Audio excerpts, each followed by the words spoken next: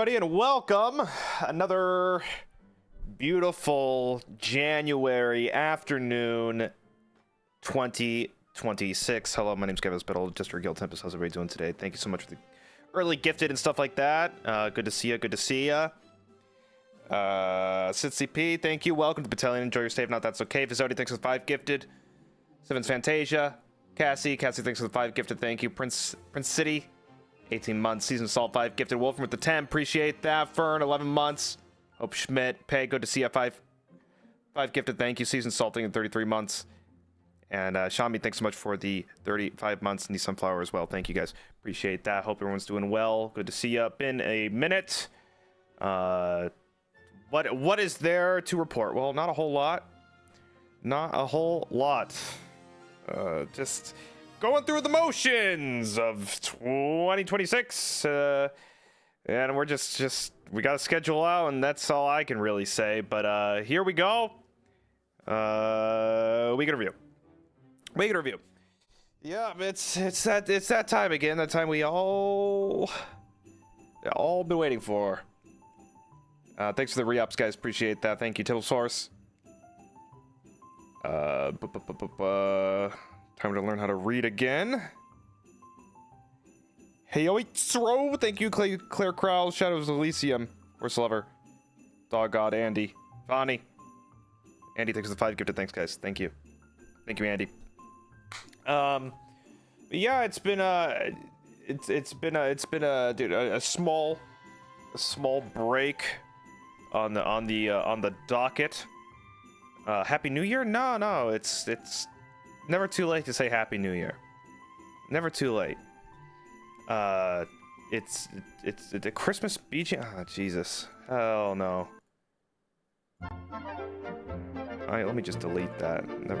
Never again.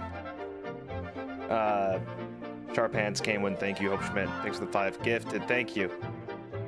Sure, it's been in January. Yeah. January is a polarizing month, I'd say. In the sense of you're kind of, it's the most motivating, demotivating month of the year, where you're like, oh, a new year, let's hit it with all this stuff, and then you also realize you have 12 more months, basically, or I guess 11 and a half months to go, and then you go, oh, pump the brakes. Oh, hold on a second. Hey, Liz, how are you? Did I join hearing Christmas music? Oh. Merry Christmas, Liz. Good to see you.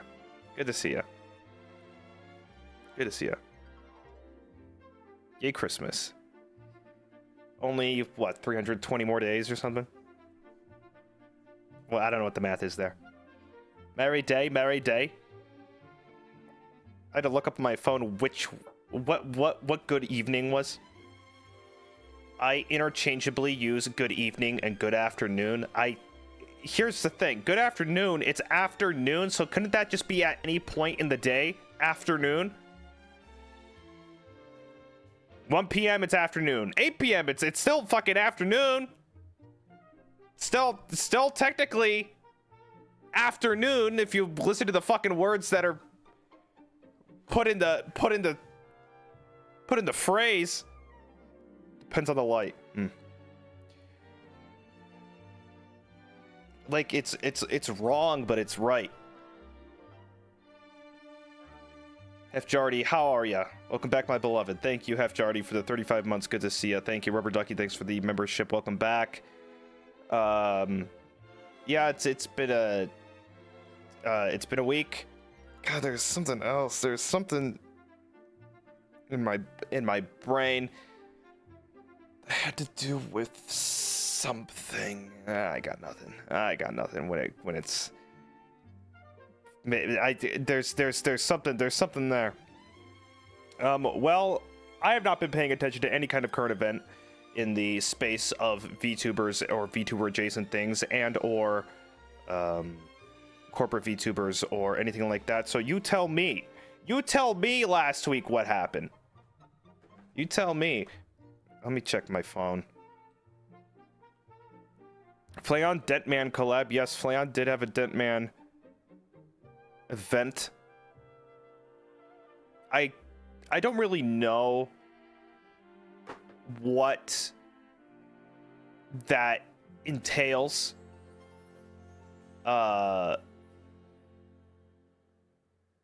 Is Dentman participating in the ASMR in general? So he's like, and is it dentist related ASMR? He didn't tell me anything about this. It's dentist related ASMR. So what, they're drilling a hole into your molar, but it's like really close.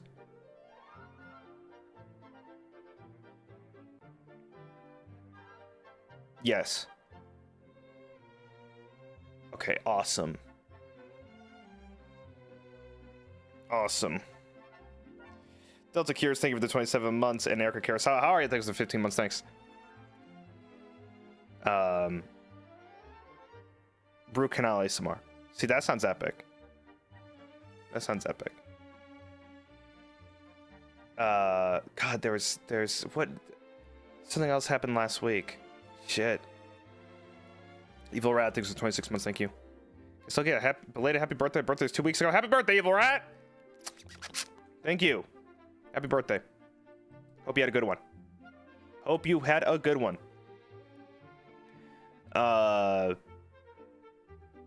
In my news, as far as my events, not a whole lot.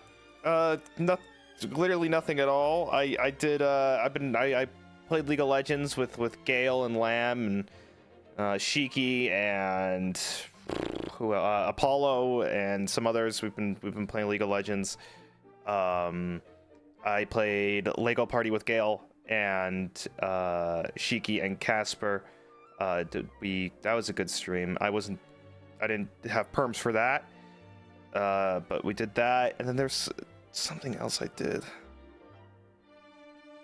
That's probably it. Brit Blue, thanks to the Jerry. Thanks for the upgrade. Thank you, Brit Blue. Hope you're doing well. Thank you. Yeah, Lego Party was good. It's a fun game. It's just so wildly infuriating. Did Apollo ask you if he was a cat girl or a dog girl yesterday? What the fuck are you? What are you talking about?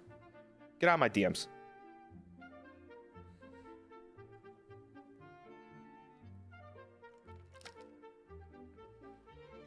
I don't know what that... I actually have no idea what that means.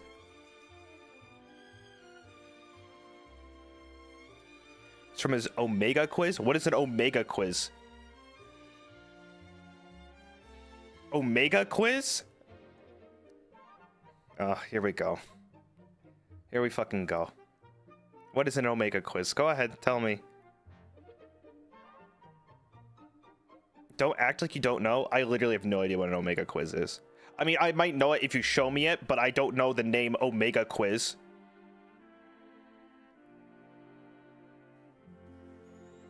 AO3 stuff? Okay, well, I know what that is now. It's like the Omegaverse. See, after... Well... Wait, what? Omegaverse sounds like a arc in a comic line for DC Comics. Pray thank you so much for the 35 months. Thank you. I turned 35 3 days ago. Can't wait to turn 40 with you at 400 months. Yes. Hey, well, happy birthday, Pray. Happy birthday. Hope you had a good one. 35.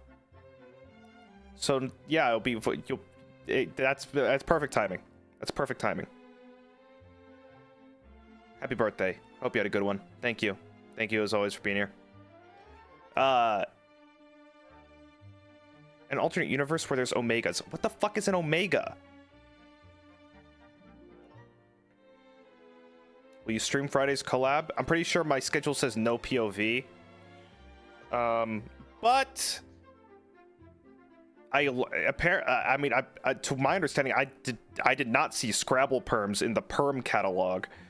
But there might be perms. So if I learn that we have Scrabble perms somewhere, then I'll probably stream my POV, but we'll see. Can we stop now? Bro, I just started. I've been here for 15 minutes. We don't have a choice. But yeah, Joe will have a POV. Joe will have a POV because it's his collab anyway. So, hi, Krista.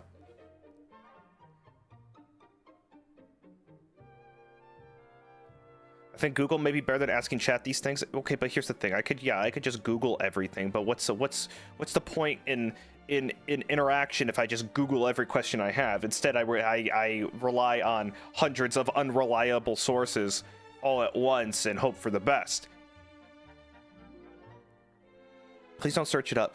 You know what okay. Here we go. Here we go. Okay. All right. I don't want to start beef on my grand 11 days gone and have returned, but I'm starting beef, okay? You know what I can't stand? When I go, or when anyone goes, and I see this everywhere. I see this everywhere. I see this, and I go, someone goes, what are we talking about? What's going on? What's that? And everyone goes, you don't want to know. You don't want to know. Well, clearly I want to know because I'm asked the question. What makes you think I don't want to know?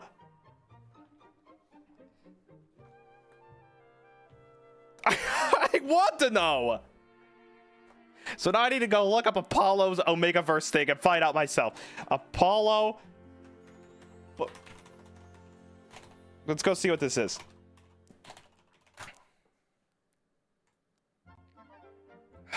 And God, it's got to be impossible to find, isn't it? Let's go to his recent post. Is it this? Is it the colored sex text? Is that's called an Omega quiz? The colored sex text that everyone posts?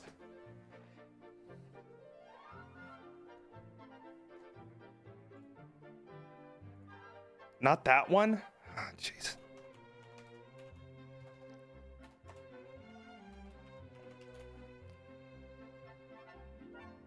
What the? It's on a WikiHow? That's the other one?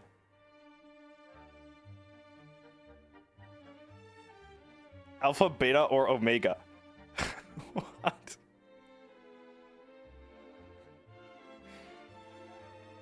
I don't even know what, dude. I don't even know what omega. I thought there was. I don't know what omega is. We're just making shit up now. Omegaverse. This is like the new 52 of sex quizzes. I don't know. I don't know what this could mean. Lunar Core, thank you. Welcome to Battalion. Enjoy your stay. If not, that's okay. Hello.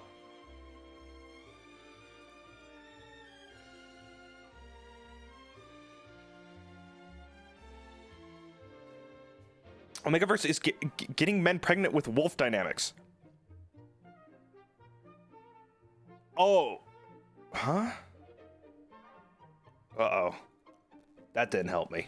That didn't help me with questions.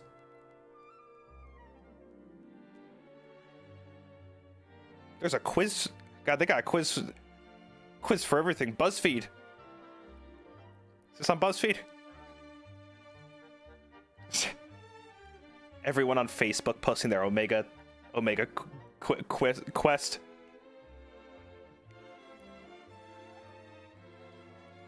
Thank you for answering. And now, in fact, you were correct. I did not want to know, but you did give it to me, and that's exactly what I needed.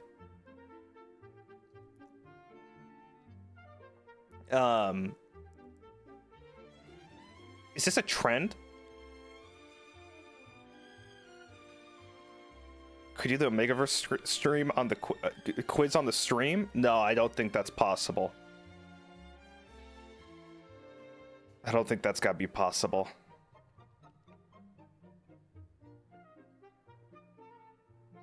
Bunny Hugger, thanks for the super chat. It's an alternate universe that stems from fanfic where people are sorted into a hierarchy with biological aspects despite being based on debunked retracted wolf science. It's pretty fun, especially in a world building sense.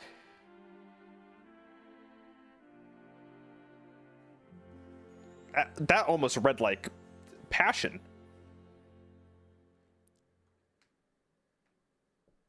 So there's a fine line. Is there like a gray area? I'm getting more. I'm getting. Zero, thank you so much for 35 months. Omega versus subgenre fiction, where there is a power dynamic in society. Alpha, beta, omega are the categories. So is this like Zootopia?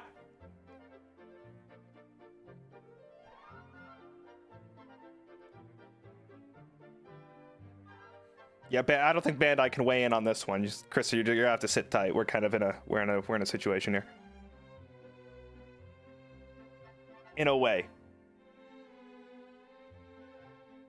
It's super popular. Really? Fuck, man.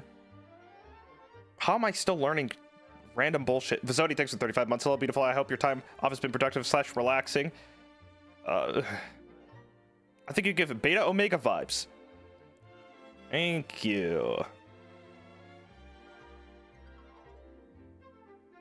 I think. Sorry, I'm in a meeting technically, so I didn't hear anything. Okay, keep those earphones on and your volume low. All I can really say. How did my... What the...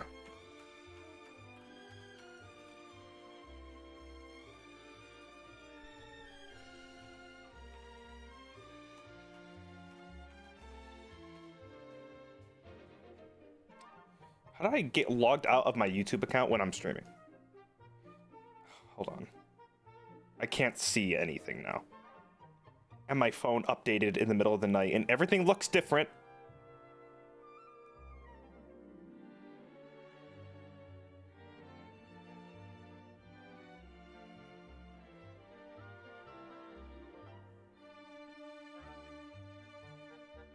Not you too? Yeah, it's like annoying. Why'd it do that? Everything looks weird now. Okay, we're back.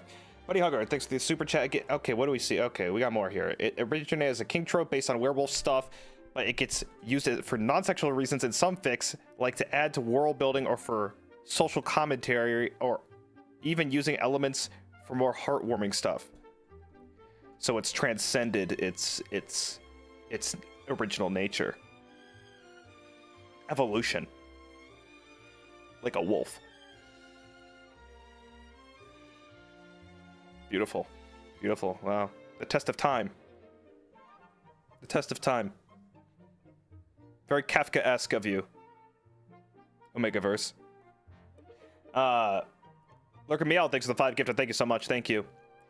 Well, what did I do? Oh, I played Baldur's Gate. I beat Baldur's Gate in my time away. You know, I need to just play games that come out and people say are good, because for years, you know, when a game comes out and it's like, oh, it won 58,000 awards, and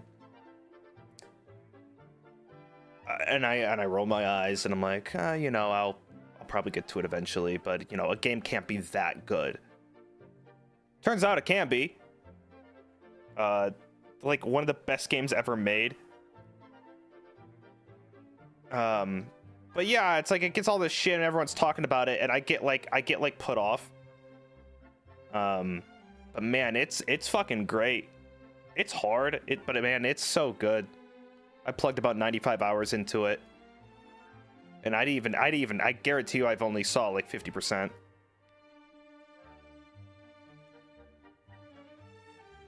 But I want to do a dirge playthrough now. Did you rush Act 3? Maybe a little. I did get to the point where I'm like, okay, we're going on like 90 hours. I'm like, I need to wrap this up. I'm getting a little fatigued, and I kind of wanted to end my character's arc.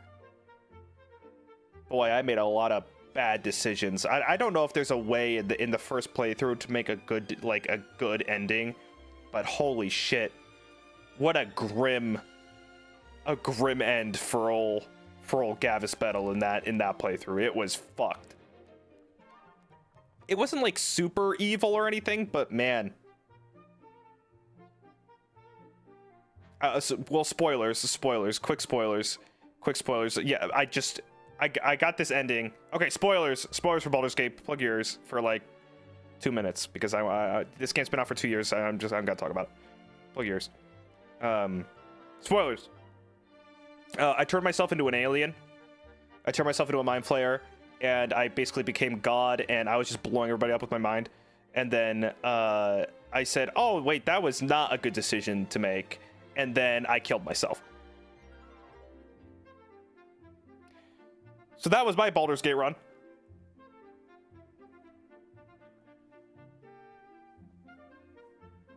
Well, I was like, well, it's not a good thing to be out in the wild like this. And it's like, I could have like gone into hiding or imprisoned myself. I'm like, no, I'm gonna be a fucking, I'm gonna do the right thing. It was for the greater good. I did my job, killed myself. And then the game ended. I'm like, oh, fuck. Wait a second. I'm upset. I'm depressed. My work here is done. Yes. Oh, that's it.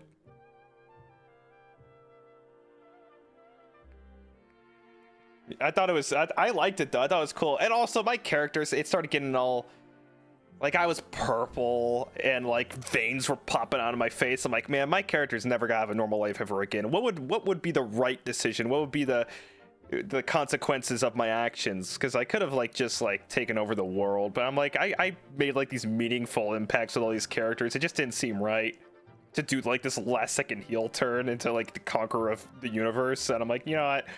I just gotta stab myself and on the docks here and call it a day. Kevin Cow, thanks for 35 months. Thank you, Hype Battle. I'm sick and miserable. I'm sorry to hear that. Sorry to hear that. There's always that start of the year where people get sick, you know? And possibly dying. No. You already survived the Gavis Bettel die. Hope you have a nice day. You too. Hang in there. Feel better.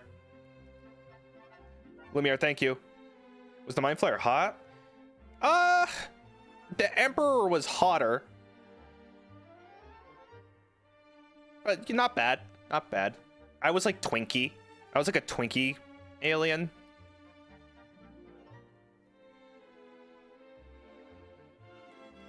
I couldn't romance literally anybody except Asterion, who wanted to romance me every corner, but I just kept saying no. I just wasn't rolling like that on that playthrough. Who did grow on me? That character did grow on me. I wasn't so sure. But I did end up liking that character. I think he had the JoJo effect where everyone was like fucking gushing about him on Twitter and I just couldn't fucking stand it. And I kept seeing his stupid face everywhere. But then you just have to play for yourself. And I'm like, oh, okay, yeah, there's nuance here. I like this character. Worst character in the, I'm sorry. I mean, I'm sure the performance is great, but worst character in the game, Gale. Couldn't stand that character for the life of me. It's just awful. I was so mean to that guy. I could not stand him. Ugh. Just the worst. I'm so sorry, Gale, but it was a bad beat for me dealing with that guy. Real bad beat. I love that there's like a divided process here because, you know, that's just the sign of good writing. Who'd you want to romance? Oh, Shart. I got friend zoned real hard, and then I tried to like eat her head because I Kafka'd, and I'm like, okay, I'm killing myself. Wolfram, thank you for the Jerry. Thank you for the 22 months of Jerry. Thank you. Now you have to play a Dirge playthrough, man. Got to see what else you can put your character through. Yeah, I mean, I'm definitely, you know, I normally go along with like evil playthroughs in games like Mass Effect and stuff, and like Dragon Age. It was just so easy to be evil and not care. But there's something about Baldur's Gate. I didn't like being evil because, man, the evil options are really evil, and not only are they just like not one little section in the grand scheme of things, it's like, oh, you made this decision, well, guess what, the rest of your game is fucked for like 25 hours of content. Good luck, you know, you fucked up, like you chose to do that, and now here, good luck, you're fucked. Great game. Anyway, no more spoiler talk. I can talk vaguely, but that was my first CRPG playthrough, and boy, I guess I'm RPG pilled. I love RPGs. Shart is okay. Karlach is best. Karlach's not bad. I'm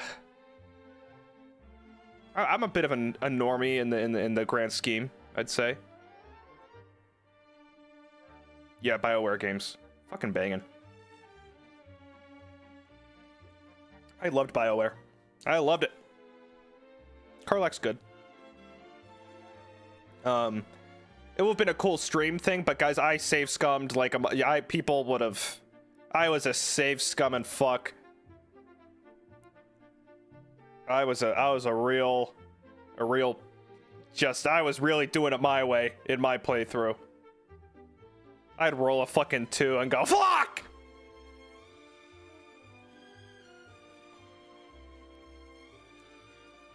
Best character in the game, Raphael. Best character in the game. And for no spoilers, but there's a specific Raphael moment that I'm sure everybody went through. You walk into the room.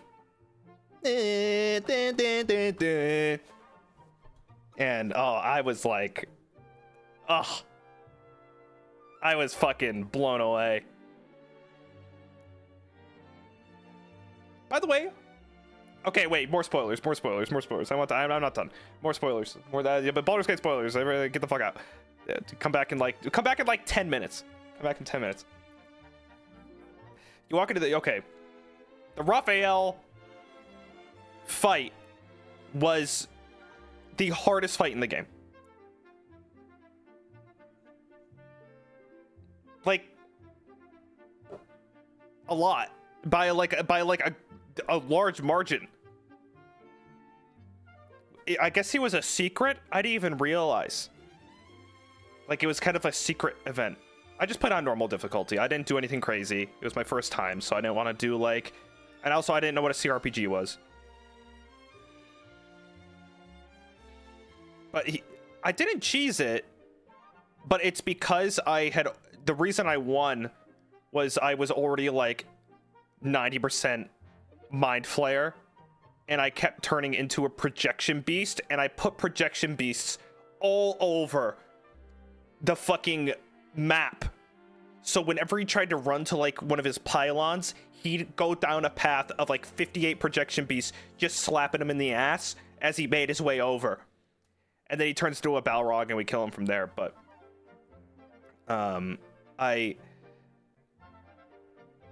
you know, you get like a second health bar and all that. And my character was an Eldritch Knight, which was like it's basically like a plate armored warlock. And I don't want to be, I didn't look anything up, but I could say for certain that is probably one of the best classes in the game. I don't know for sure, but it had everything that I could have wanted. It had so much shit. That class was fucking insane. I actually class switched. I was a rogue, and I'm like, I can't fucking stand this. This is so boring. And it just, I felt like the stealth mechanic wasn't very intuitive with the opportunity strikes and like stealthing and stuff. It didn't feel very good. It was very like circumstantial, and I'm like, I'll leave that first, Harry, and you can go open a door or something. Second favorite character to play, I loved playing Shadowheart. The cleric seems so good, real strong. What a great, well, like, rounded character. It does damage, does a lot of healing, does resurrections, does summons. Like, it's had fucking everything.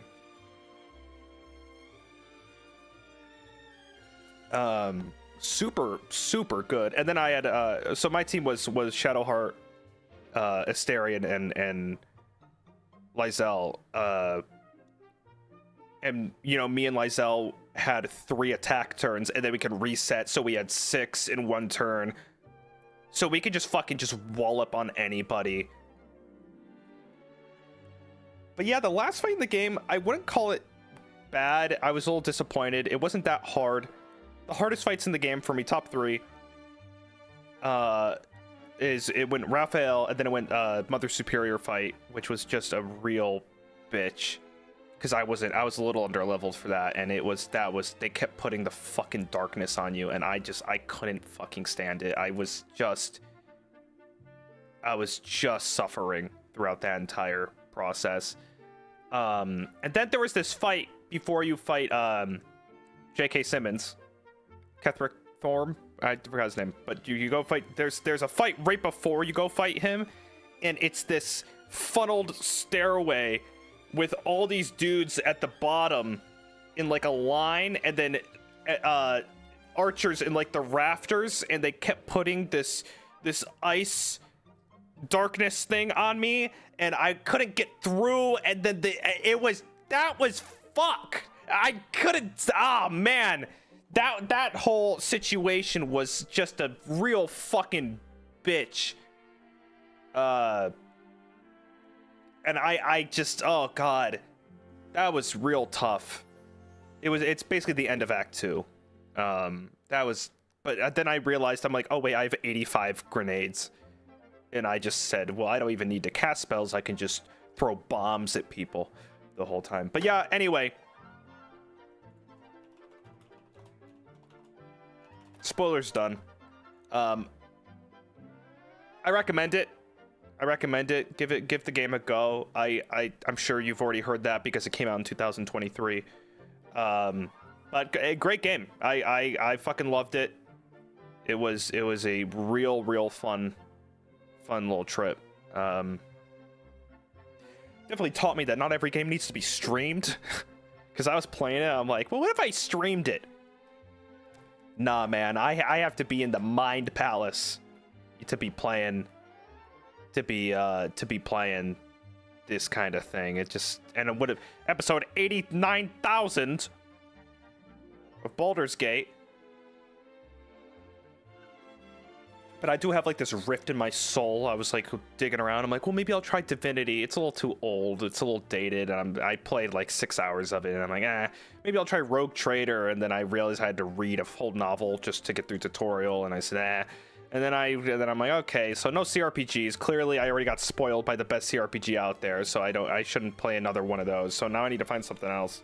Hytale came out. The Hytale thing. What's the consensus? It looks better than other games in that genre.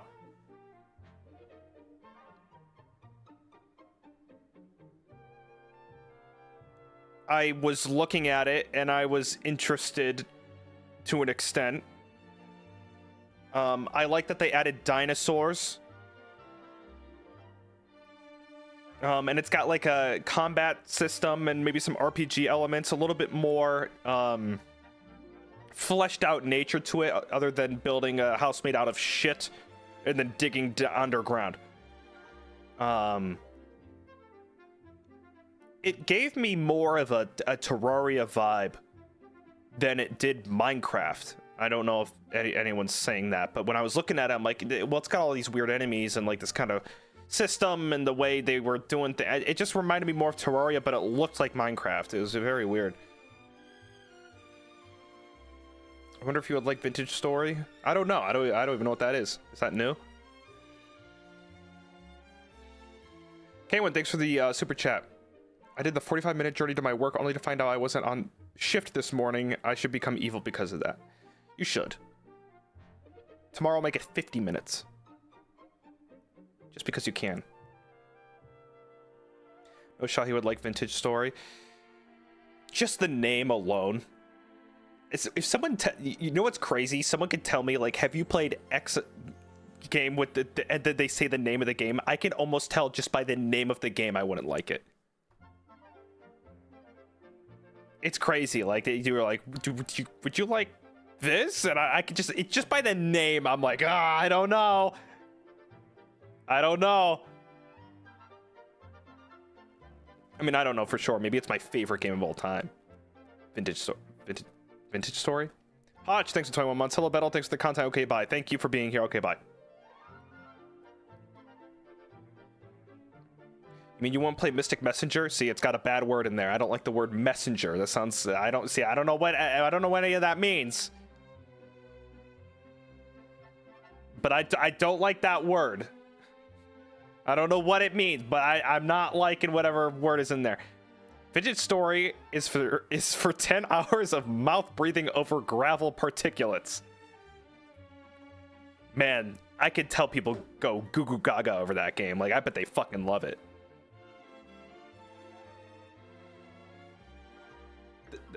that does sound like everyone's favorite game. Arrow Cypher thanks for 32 months. Yeah, thanks for 32 months, pal. Going to play Resident Evil 9 next month. If we get perms, I will be playing it day one. Day one. We will be fucking rocking away at that. Can't wait. And Code Vein 2 at the end of this month. Code Vein 2 at the end of this month. So we got some games to play. Good time to come back. We got some releases, some fresh content. Are the spoilers over? Yep, hello.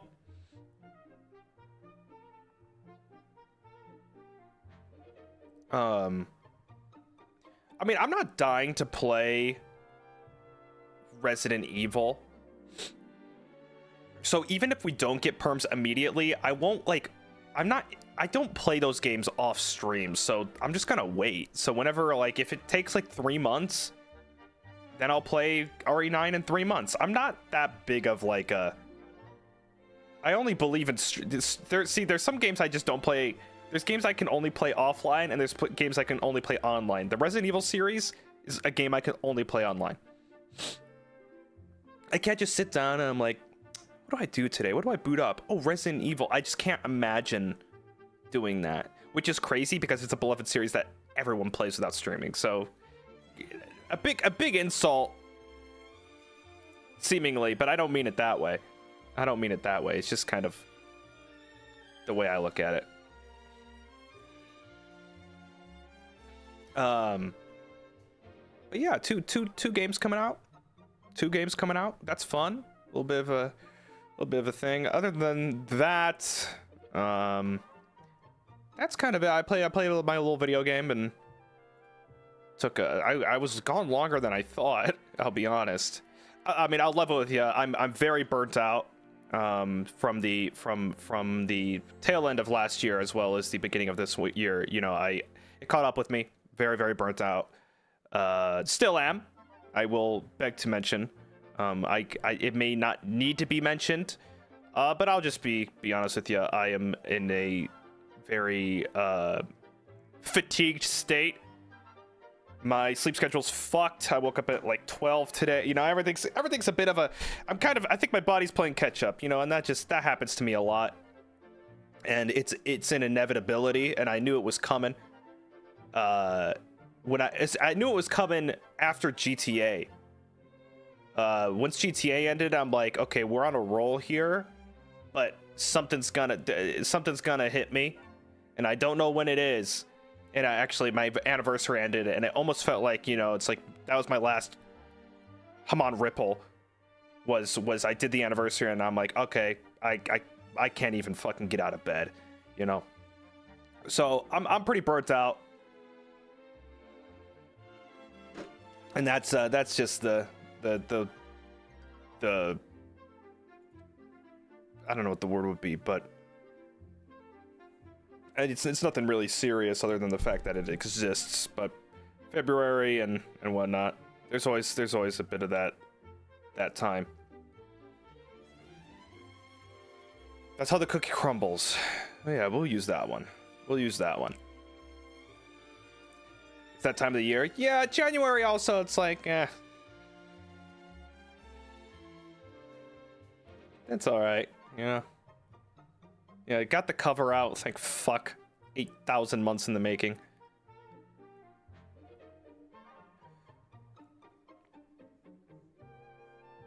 What matters is summer. Yeah, but January sucks. January sucks.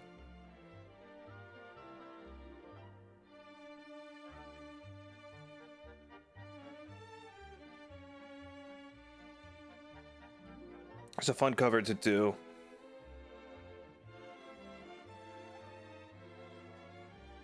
And then, gosh, see, you know, there's not even movies coming out. I do want to see that. God, what's the guy from fucking Squid Game? I don't know his name, even if you guys said it. He looks like Korean Mads Mikkelsen.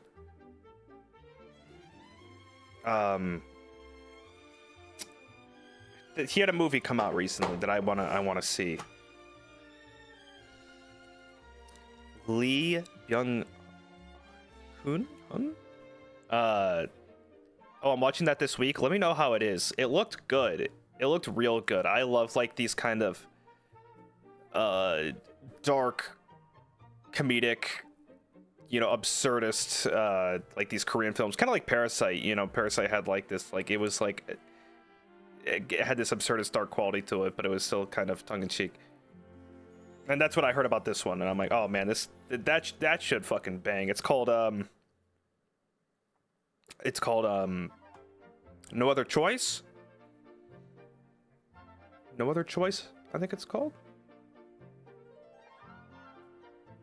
And it sounds right up my alley. It sounds so good. Just this, I didn't watch a trailer. I just read a quick synopsis because I saw him on like an interview. I saw him doing an interview. I'm like, what is he doing right now? And I went to go look him up. I'm like, oh fuck, he's got a movie coming out. And then I read the synopsis. I'm like, oh, that sounds really good. But yeah, I definitely want to give it a shot. It's in theaters right now. I don't know if I have time to see a movie. I kind of just want to rent it, but I don't think it's up for rent right now. There's something else I watched. I've watched a few movies. I watched that Running Man remake. Man,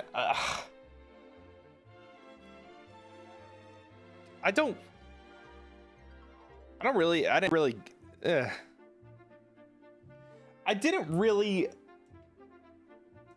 get it. Also, I couldn't believe it was Edgar Wright.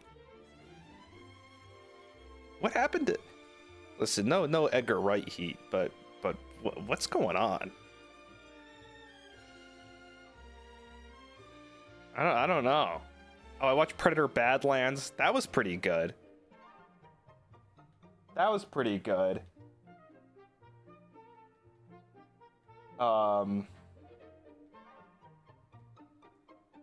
bit of a what would I call Predator Badlands?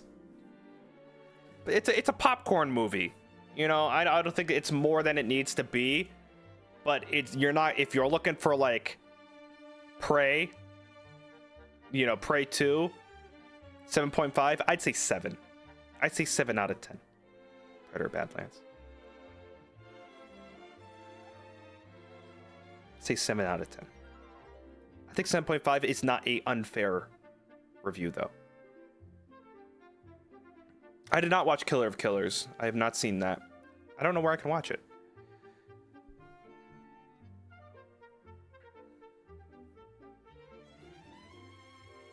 Are you a fan of the 28 Days Later franchise? Okay, so... movie talk? Alright, let me adjust in my seat. I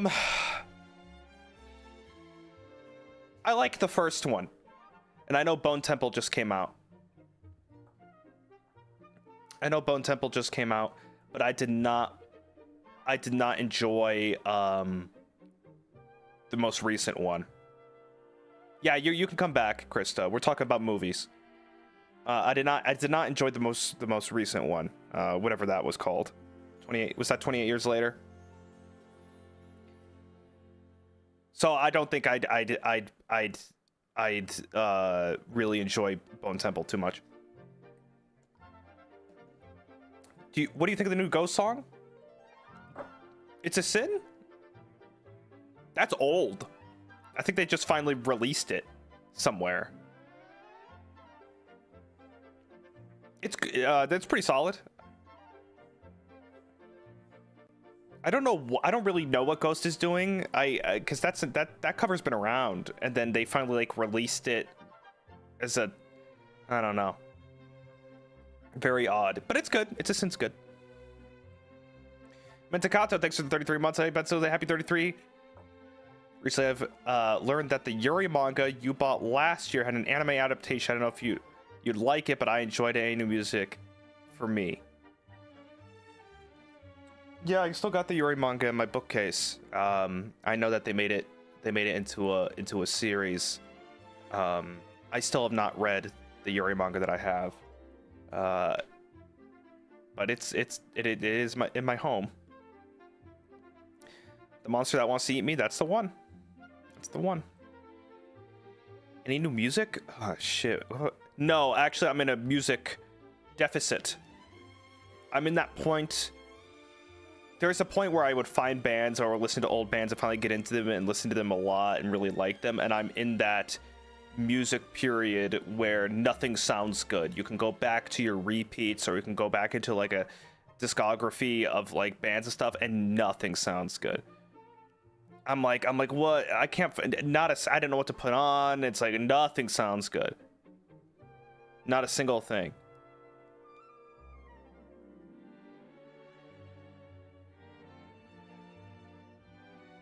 Well, you know it's bad, and this isn't really a slight, but you know it's bad when you start listening to video game soundtracks, because in some ways, I find that to be, not that it isn't music. It's definitely, there's a lot of music, but in soundtracks, but it's a different kind of vibe and feel and sort of thing. So I've been listening to the Baldur's Gate music soundtrack because I just played it, and it's great. I mean, they do a real bang up job. I'm surprised not many people talked about it, because it's got a great fucking soundtrack. Really good. Really, really good. I think the most important part of a game is the soundtrack. Literally, like every game on Earth, I think it's remembered and appreciated in history because the soundtrack is so good.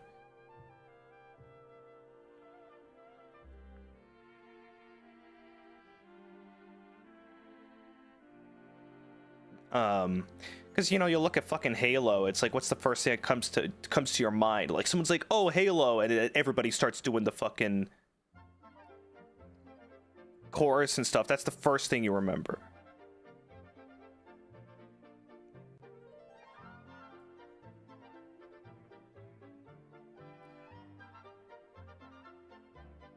I mean, sure, yes, the gameplay is probably the most important thing of a game.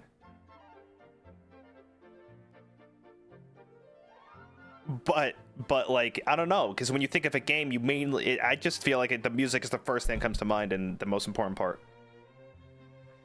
Soft dope. I always take Bettel with me to the movies. I hide behind his big hat when it's scary. Any January film. Very scary. Comey, thanks for 7 months. Hey, Bettel. 7 months. Just finished playing Dispatch. I highly enjoyed it. Keep being you, Jesterman. Thank you, Comey. Comey, thank you so much. Yes, yes. Dispatch. I know people really like that.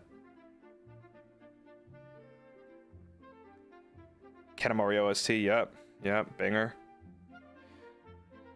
I just think it's the most, maybe not the most, well, to me it's the most important part, because whenever I think of a game, I think of its music first.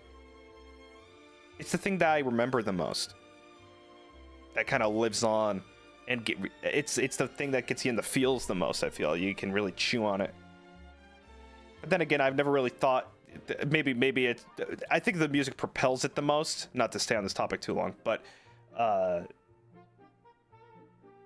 trying to think of, like, I mean, don't give a bunch of answers, but I'm trying to think of a shit game with good music. And I guess there's not really a whole lot of those, so maybe the game has to be good first and then the music. So yeah, gaming is the most important, obviously, but I just think music's it's very close. Very close. Because I'm trying to think of a game, I'm like, oh, what's a game that's just really bad and the music is good? I don't know. Couldn't think of any.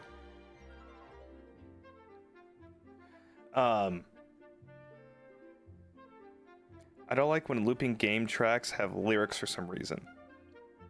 Lyrics. Yeah, I don't know. I don't know. Garfield Racing. That's a good game. Do the Halo games after 3 have bad music? Couldn't tell you. Probably. I bet they're fine. I think Marty left after Reach.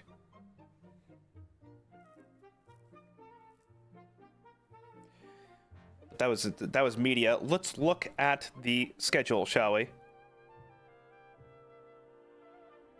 Let's look at the schedule.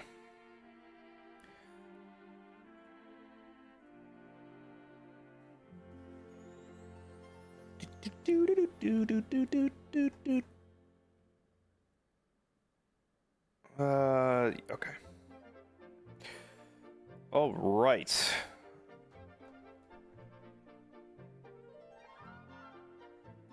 All right. Yep, so we have a weekend review right now, and then we have a game. It's a game called Misery. Basically, it's a game. It's basically Stalker, if you know this game series, Stalker, in a multiplayer roguelike kind of atmosphere. I've played it before, very briefly, with some friends for like 2 hours, and I put the perms in because I'm like, oh, I should play more of this with the boys, and they finally caught wind of it, and they're like, hey, let's play this, and I said, okay, put those perms into use. So yeah, so that it will be pretty. I think it'll be fun with a bunch of folks. I think it'll be I remember it being quite difficult and kind of a shit show. So Misery loves company. Beautiful, yes. I'll be streaming my POV. On Thursday, I'll be playing Code Vein for a X amount of time. I have no idea how long that's gotta be, but I want to try and get this game completed before the sequel comes out. So I guess that is going to be the early year Souls-like marathon of 2026, because I think last year was it Kazan, and then we had Liza P and all that. So I guess it's always a Souls-like, so I guess we'll be jumping into that to try and get to the sequel. I don't even know if I'll complete it in time. I think that game can run to like 30 hours, and I got 10 days, and I only have it once on my schedule. So we will see, and we'll see if it clicks with me. And even if it doesn't, we'll still play the second one if we don't complete the first. But we'll see what happens. But we have that's Code Vein. That'll be fun. And then Friday was Scrabble with Joel and Ruse. No POV as it stands, but if we do end up finding a POV and perms and whatnot, then yes, I'll be streaming my Scrabble POV. I'm sure that will end in bloodshed, and I have a strange feeling I'm not going to do too well in that wonderful little collab that we have on Friday. And then we are trying Agree, which is some rage bait quiz game thing. We were gonna play that one day and I had to cancel, so we are actually coming back and visiting Agree. And then Sunday we are doing a Truman Show Menchie watch along to end the week, and that is pretty much it. Pretty clean cut schedule, nothing too crazy. A few collabs there, a few solos there, and a Menchie to end it off. So that's really it. Not pretty well balanced diet this week. I don't think it's too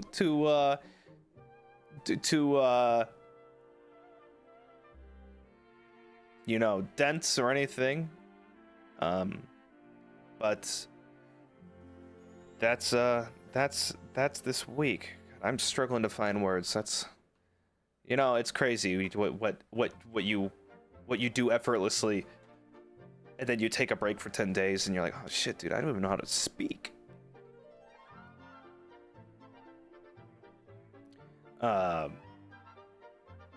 Well balanced, all things should be. Yes. And then fluff. It's weird not having a whole lot in the backlog, because it's like I look at my notebook, I'm like, man, this thing's pretty empty.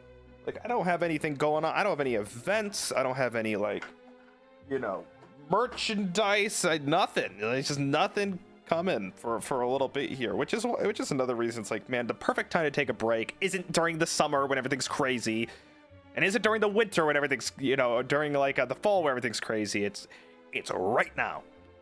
It's right now. And there may be a little bit more breaks in the future here. There's no telling. When it comes to burnout, especially for me, gosh, it usually lasts, I will say, I mean, not to make it sound grim, It takes about 2 months. Takes about 2 months, I'd say. But you know, I kind of look at it, I'm like, okay, January, February, March, April, May. May is like the big thing coming up for me. Is like my birthday. Right, exactly, Server Day, because exactly, yes, you know, we got that. It's good timing. It's good timing. Not that my job is some fucking arduous journey, but you know, I've said this, but it is hard to be always on.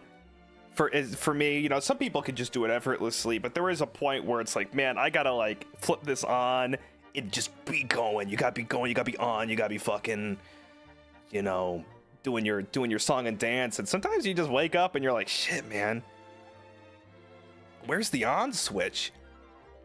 So I find it to be a classic content creator dilemma. Which is just, you know, par for the course. So next week, who knows? You know, I don't think I bit off more than I could chew. I'm gonna hit this week and just see how I feel week by week, and maybe I'll cut down on it, maybe I'll do more, who knows? But other than that, nothing crazy, nothing like play it by. Is it play it by ear? I feel like I've said play it by year for so long. Play it by ear. No, I think I do say that. Sometimes I say play it by year.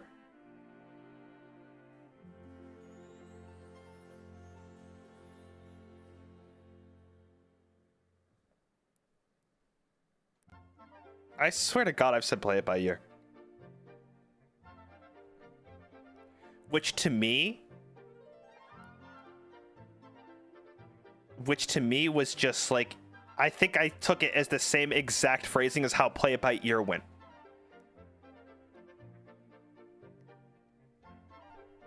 And I don't know why I said year. But no one, yeah, exactly. I don't think anyone knew I was saying that, because if you just say it fast enough, it just sounds the fucking same. And play it by year is like that. What did that sound like? You know, it's like that could have been either way. I think I meant the way play it by ear meant, but I said play it by ear. I mean, do words even have meaning? Sometimes I don't think so. Sometimes I really don't think so. And it's getting worse. The English language is somehow ever evolving into absolute jargon.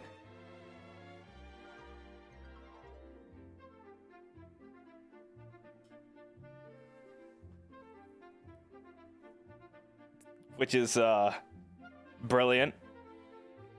Year in review. Oh, speaking of that, yeah, that's moving to February as it stands. We'll see if year in review even gets off the ground, but try and get everybody in one place. But as it stands, I'm like, I don't want to get everyone's busy, and I'm also just dying. So I think it's best we just push it to February. And if we don't get it in February, we'll try March. Try March.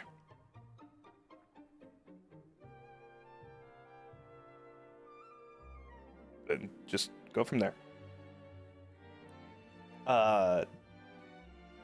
But God, what's coming up? Well, people say Valentine's Day is coming up. You know what's crazy? I mean, you know, wait, I out myself in 2026 here, but I have never known when Valentine's Day was, and I still don't. I always think it's in April. Is it not? Code Vein 2 is coming up. Very good, Bandai. I've never February 14th, that's pretty soon. I've never once ever, like, well, I would talk to people and they'll be like, yeah, Valentine's Day, I guess that's the closest event that's coming up, and I'm like, dude, what the fuck is that? What are you talking about? You're telling me you put that on your calendar? Valentine's Day, aka the day my mom mails me M&Ms or something. That's all I associate Valentine's Day with. Fucking bunch of useless bullshit. Hey, Yixu, thanks so much for 5 months. Thank you. Why celebrate anything in February when my birthday is in May? Same, exactly. You and I are on the same page here. You and I are on the same page here. My birthday's in May. Why are we fucking... Why are we getting M&Ms in February? Shit. Monkey EDM. Oh, that was Valentine's Day, wasn't it? Shit. I literally forget every year when Valentine's Day is. Every year. Valentine's is when Dad brings my mom flowers and everyone gets too much chocolate. I feel like... I bet February... I bet February is the month where all couples get into most fights. I almost feel... That has to be true. That has to be the month where everyone is at like the heightened capacity of their relationship.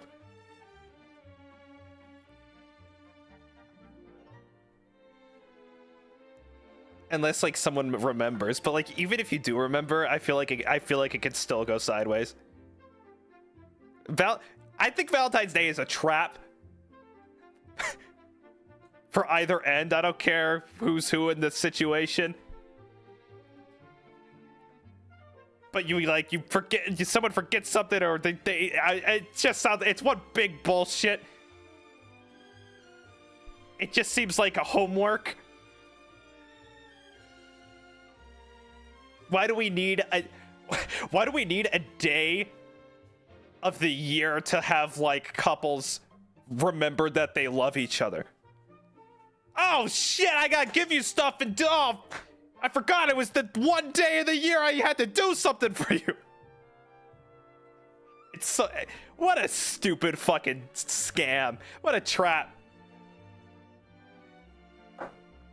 Because it could just be like January 22nd and then like, oh, it's...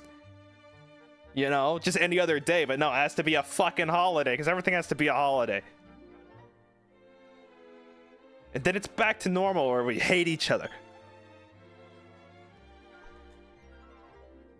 Some people forget they love each other. Yeah, they got nothing else going on in February. It's like, oh shit, nothing else going on this month. May as well just remember that I love my spouse.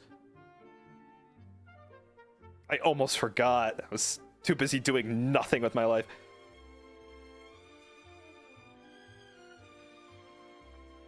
It's the only day. That's every holiday? No. I don't think so. That's true, Krista. There's President's Day. That's when you and your spouse can unite for a common enemy.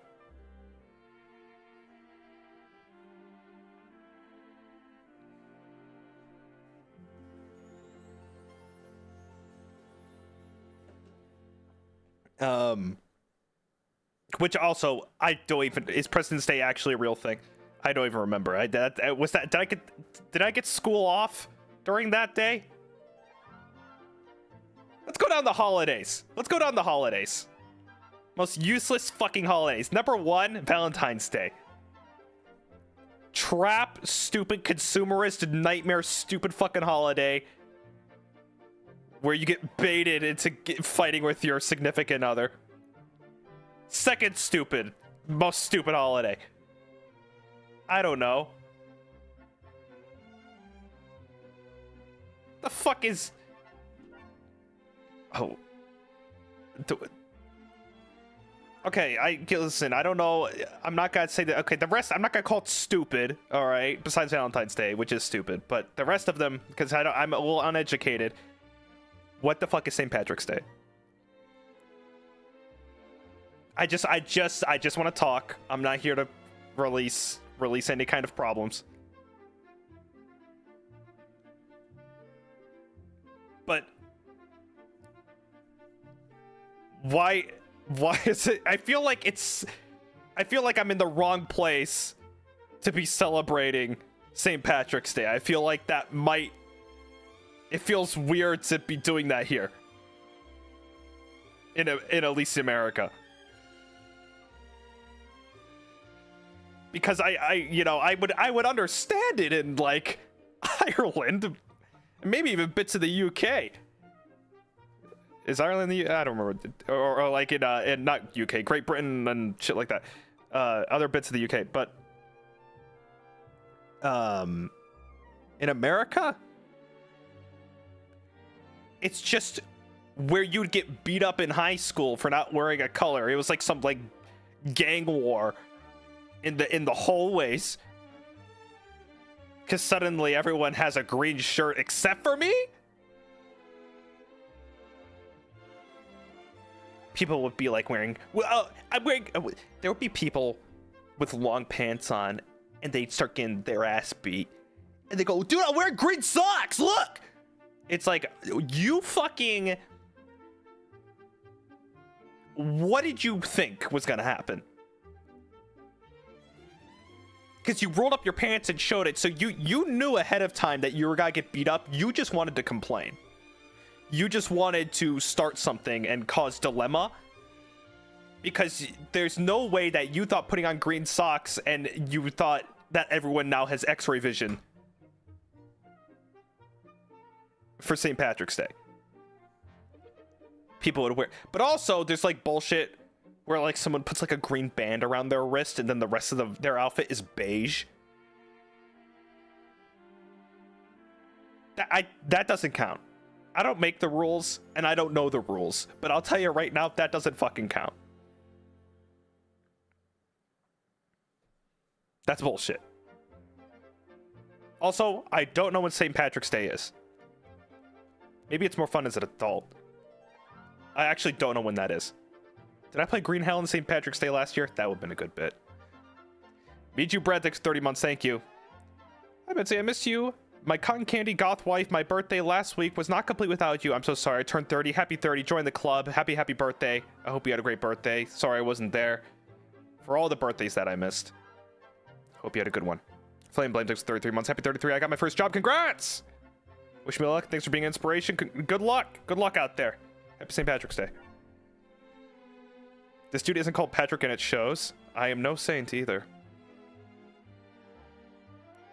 There was a twinge of Irish accent in my voice right there. I don't know where that came from. I got taken over.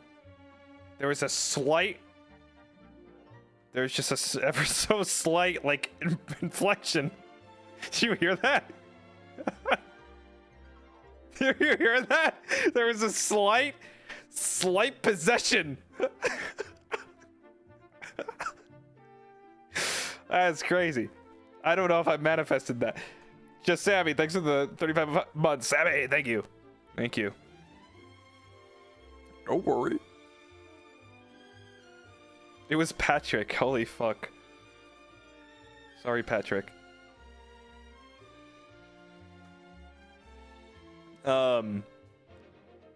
What's another holiday? I don't want to get. I'm walking on ice on eggshells here because I don't want to like just shit on someone's actual important holiday. But I think we can all agree, not all agree, but Valentine's Day, it's not. It's bullshit. And oh, Easter. Well, okay, my thing with Easter, guys. Not to get into any kind of religious context, but it's kind of. Pick a day. Do we want Christmas or do we want Easter? Because I feel like we can't decide on where something's land, and I don't really. Do we really need two holidays for this kind of thing? And even to put the context away, we'll put the context away. Put the context away. They're different. Yeah, I understand they're different. We'll put the context away. This is what we decided. This is what we decided for Easter. All of that stuff, put it away. Put the subcontext, all that. Let's get the most shitty, awful sweets and snacks for a holiday. Because Halloween's got everything else cornered. So they're like, for Easter, let's get the fucking marshmallow dog shit. Let's get those robin eggs with the shell chocolate. let's get all of that and put it. It's like if the orange peanuts for Halloween, they didn't know what to do with this shit, and they're like, you know what? Let's corner the market. Take all the dog shit sweets that we can't do on Halloween, and we're gonna push it into this holiday. Because I don't really, I don't know what else people do for Easter. They go to church and see family or whatever else they do, and that's what I used to do. And but I remember hating like any kind of. Also, I got that's another holiday where I just got M&Ms from my mom. So maybe it's like Valentine's Day too for me. It was wake up, go to church, go to IHOP, get a bunch of M&Ms, and then pretend to performatively enjoy Peeps, and then go to bed. Well, I never got the Kinder eggs. I got those Robin eggs with the shell, and it was like hard chocolate, but it was like a shell. It was like, no. Oh, and jelly beans. Ugh! Jelly beans didn't know where else to. Jelly beans did not know where to go, and they said, "Well, is it for Christmas? No, the Christmas needs better shit. It needs better shit. Is it for Halloween? Oh, Halloween's got every other candy. Where do we put jelly beans? Well, they're all so fucking terrible. Let's just put them in Easter with all the other dog shit candies that we eat." You're not about to tell me you like jelly beans. They're so bad. I was devastated when I'd see jelly beans. So IHOP or Denny's, I was an IHOP boy. Jelly beans, and then, okay, that's what I was gonna get into next. Starburst jelly beans. That's cheating. But also, if you don't like normal jelly beans and then you switch to the Starburst jelly beans, just eat Starburst. It's gonna be better than the jelly bean.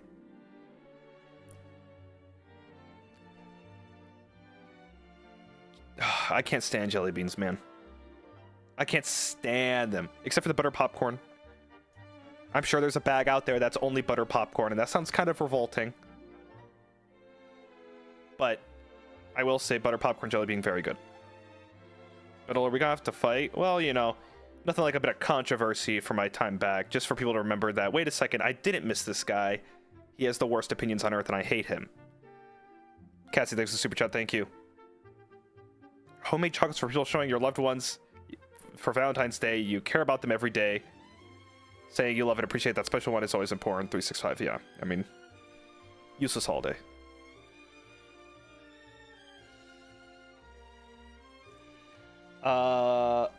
Leon Arnie, thanks so much for the 24 months. Thank you for the 2 years. Thank you, pal.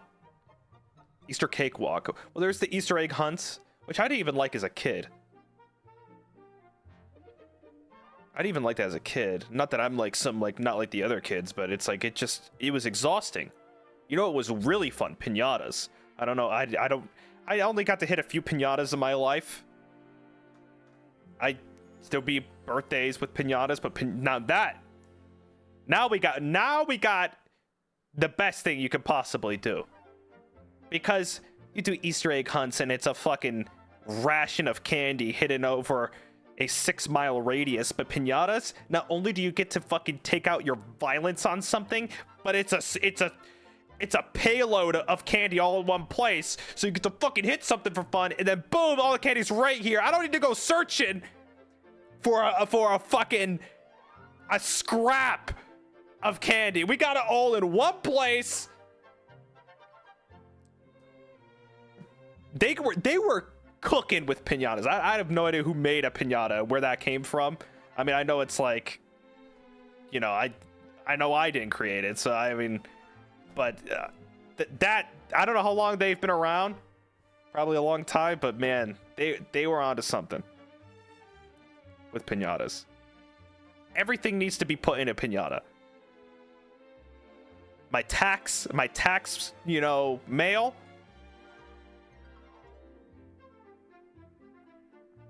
Put it all in a piñata. At least have a little bit of fun. Because I know it's coming. And it's like, okay. I know my taxes are in there. Hit it as hard as you fucking can. It's therapeutic. I think piñata should be for everything.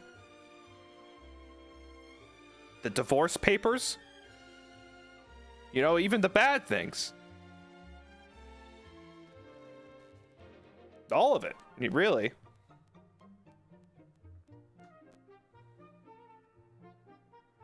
In the Philippines, we had something similar called a palayok.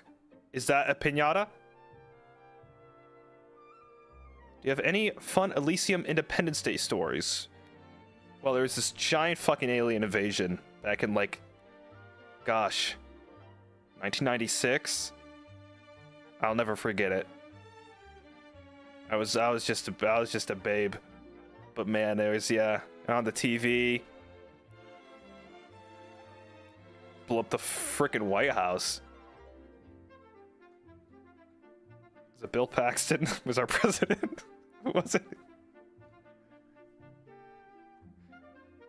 Now I need to see when Independence Day came out. I'd be very impressed if it was 1996. God, I'm fucking good. It was 1996. Damn. Oh, it's Bill Pullman. Close. 1 for 2. 1 for 2. 1 for 2.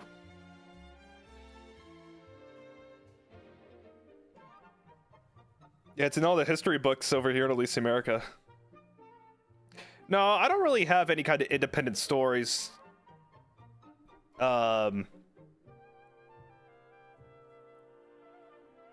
Gosh. I mean, what can I say? You go outside and the barbecue's going. Like, I had every traditional, at least American, Independence Day. You know, a reason for someone to fire up a grill and have a beer, which I would love now. The last time I celebrated Independence Day was probably when I was like 17. And so I couldn't drink and I couldn't enjoy myself or do anything cool. So I just had to, like, pretend I was an adult and sit around and mope. But now, grills and beer, God, man, that sounds epic. Fireworks, you know what I noticed with fireworks is people forget that they are literally explosives. People don't understand that is like explosives. You are lighting explosives. It's just because it has funny colors and it's sold on every fucking exit on the highway does not mean it's not explosives. I'm not a big fan of fireworks. I like it on New Year's. This New Year's, like, I always go outside and I look at the fireworks, and that's cool. But I don't like being the one lighting it or holding it or being around it. It's just, I like proximity fireworks opposed to hands-on. But they're explosives, which is like cool, but you know, not my thing. Mentacacho, thanks for the 5 gifted. Thank you so much, pal. Natasha Reyes, thanks for the 4 months. Thank you. Playok is a POT pinata. A pot pinata? A POT? What is a POT pinata? Wickle Wickle is cool. Thanks for 2 years. Thank you. It was my birthday last week. Happy birthday. Hope you had a great, happy belated birthday. Hope you had a wonderful birthday. Thank you.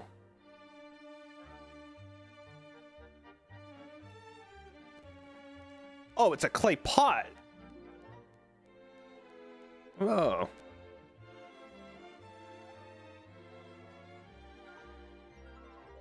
That's cool. So you get to, like, shatter something? Anything that, like, breaks is cool. Inker Raven, thanks for 32 months. Thank you.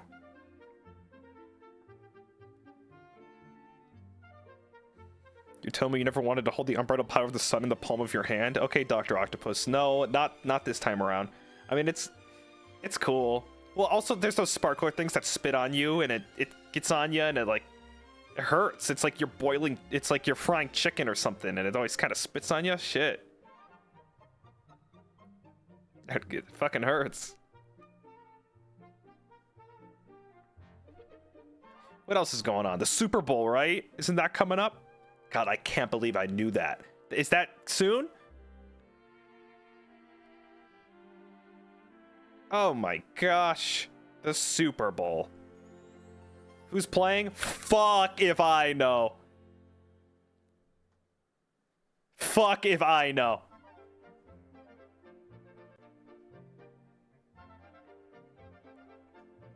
God. I mean, it was a miracle that I knew that the Super Bowl was like in the proximity of time. I'm sure it's a team I've heard of, because I swear to God, every time I hear it's the Super Bowl, I'm like, oh, who's playing? It's like the same exact 3 teams that I've heard every single year. The Patriots and the Saints and whatever, and I swear to God, I've heard that 700 times. It's also the Puppy Bowl. I've lost faith in the Puppy Bowl. Those dogs were looking too big. I don't think we had real puppies at the Puppy Bowl last year, and I think I'm going to get betrayed again, because last time I checked, we got some awfully large puppies, and I don't think that's fair to the other puppies.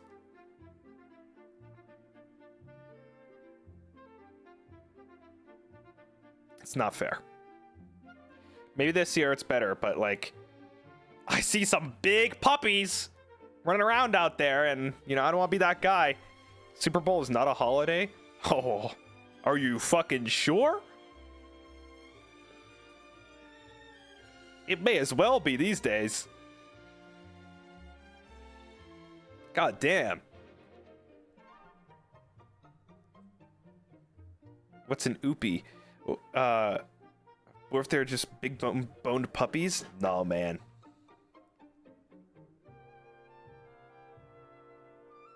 Nah, man.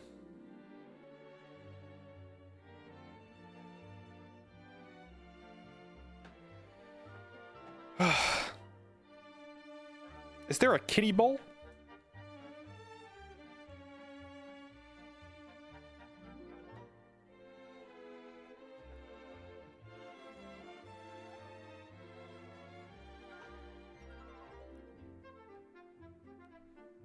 There's a kiddie bowl? How performative.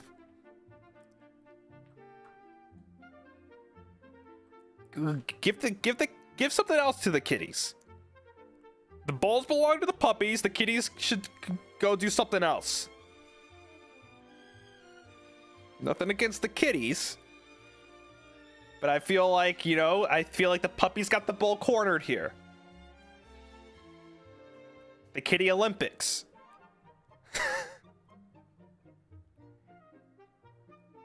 Dancing with the Stars, but it's cats or kitties. Oh, fishing would be good. That's good. NASCAR, but it's kitties. Why do we need 2 bulls? Imagine the untapped potential of content we could have if we had NASCats. Yes, we could have NASCats. But instead we have to have kitty bowl and puppy bowl, because everyone needs to have like a fucking, you know, everyone needs a little needs their part of the team, you know. Everyone, oh, I'm a dog guy, I need to have the puppy bowl, and I'm a cat guy, I need to have the kitty bowl. But we could have had NASCats. We could have had NASCats.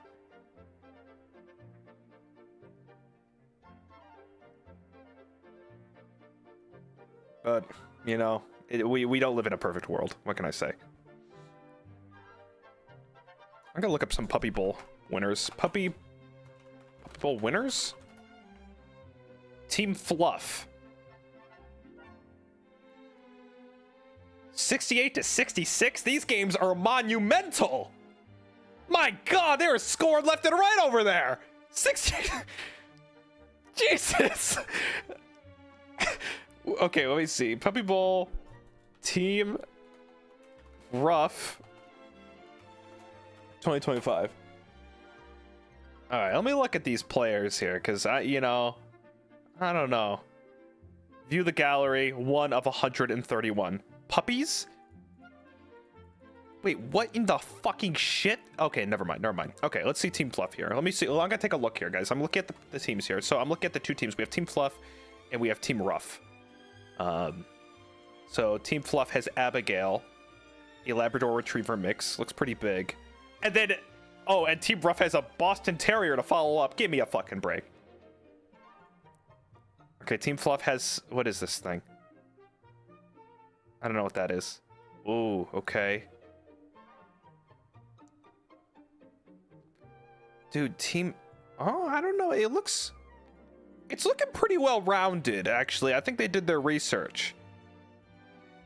Oh, I can't believe Team Fluff won. In some cases, actually. Hold on a sec. Are these puppies? What defines a puppy? They look awfully large. They look real big. They look real big. Cause we have like a Chihuahua, and then we have like Brock Lesnar, the puppy. I just don't. Some of these I just don't know. I just don't think it's fair.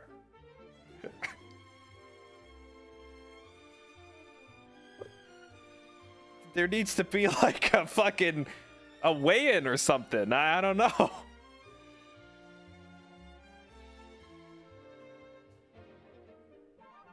Two Yanks, 6 for 6 months. Thank you for the membership. Thank you. I think the kitties perform at the halftime show of the Puppy Bowl. Okay, so now I got wrapped back around. So the kitties don't get a kiddie bowl. They are just subjects to the halftime show.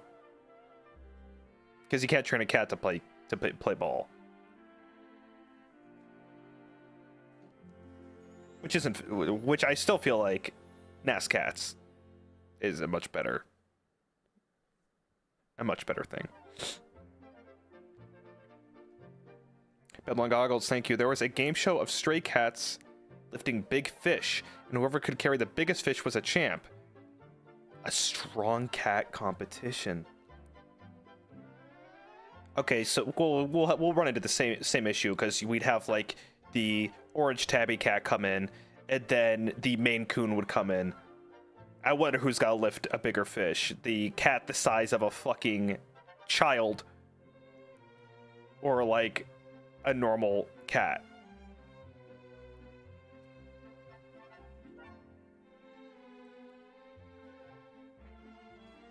The Chad Jaw cat.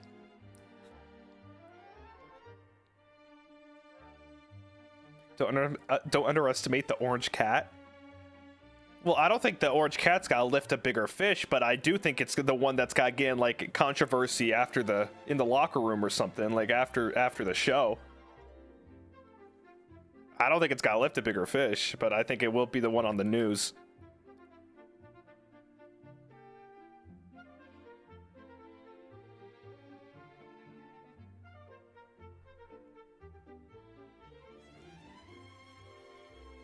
Fucked up. Fat Bear Week? When is that? When is Fat Bear Week?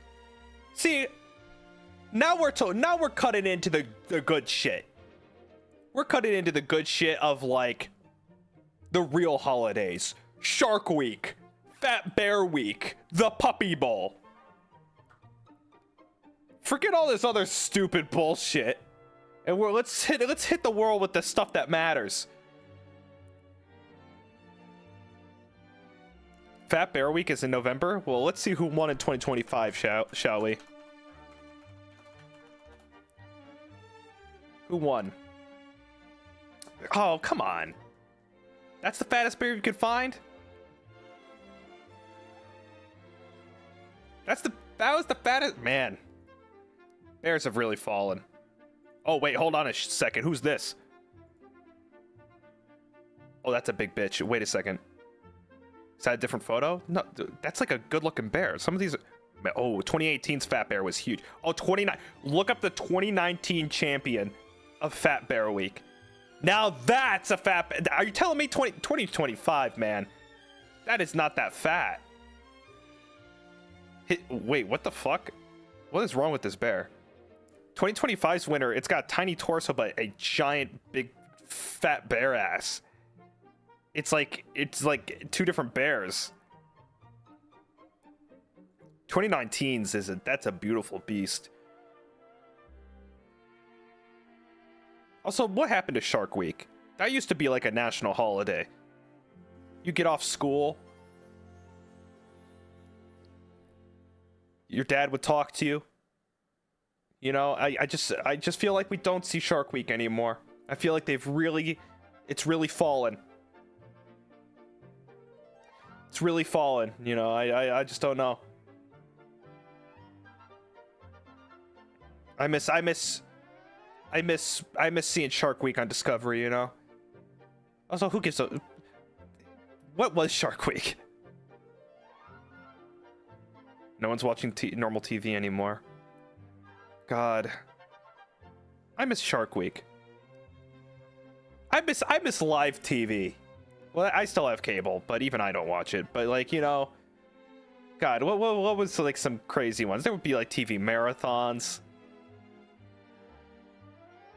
Did you know sharks are older than trees?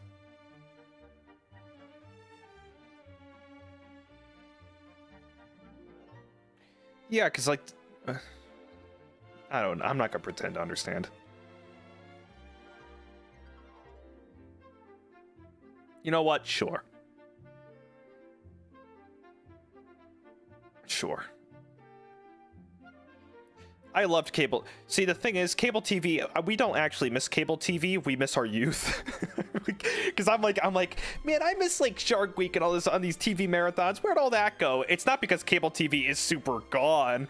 It's because like we're not in the environment where cable TV is around anymore. Because your parents would be watching it or all that shit. You know? I'm like, oh, we're having a Scooby-Doo on the TV. They don't do that anymore. Yeah, they probably do. I'm just not in the living room anymore. I'm fucking sleeping until 12 and working. Yeah, that got a little real. That got a little real.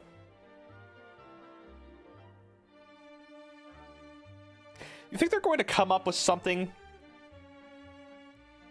that replaces or is along the side of like bathtubs and showers?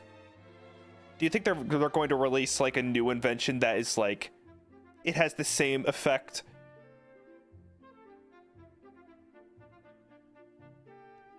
but it's like a new way of getting clean? Like they hit you with the 5G waves and you're like suddenly boom, you're squeaky clean, like whatever it may be.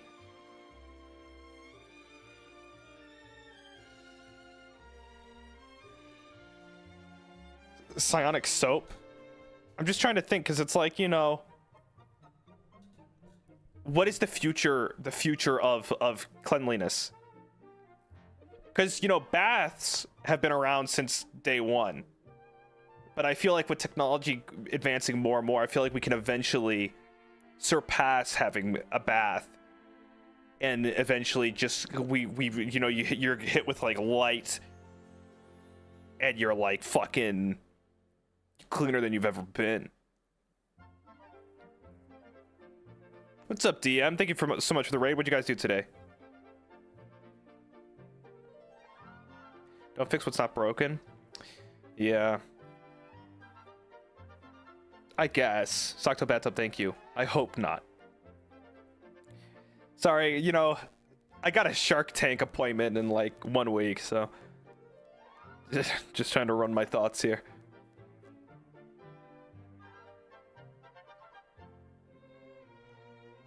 Brit Blue, thank you for the super chat, thank you.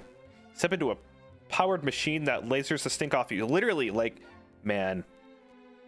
I bet the lifespan of people that do that, it's reduced by like 30%.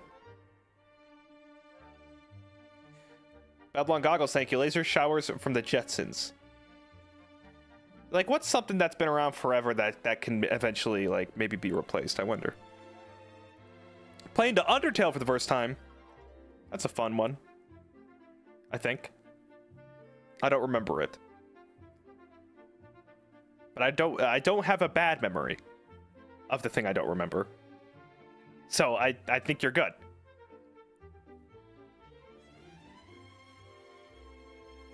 Did you play it? Long time ago. Long time ago. Sometimes I get Undertale and Everhood confused. I think they're the same game. And to this day, I still don't know what the story of Undertale and Everhood were because I swear to God they were the same game.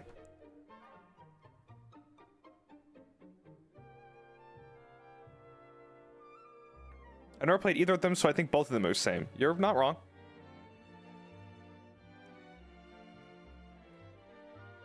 Would you play it again? No. I don't think so. I'd try Deltarune at some point, maybe? Maybe.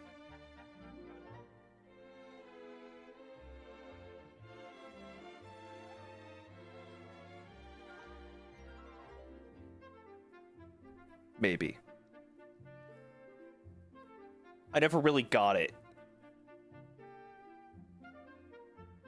Maybe wait until all the chapters are out. Wouldn't that be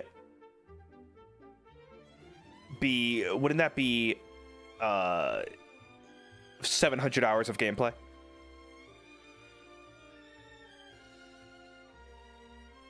Or would that be something? Okay. Chapter 5 is this year. Shit.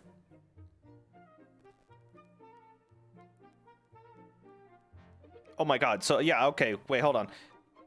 Okay. So I asked, what did I miss in my week of absence? And everyone was saying 2008 electronic mail. And now I see someone named 2008 in electronic mail. What if I don't get it. Did I miss a meme? I just ignored that.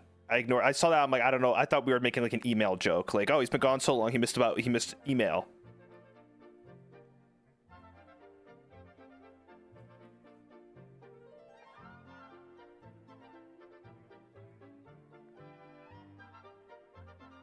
Strong bad email.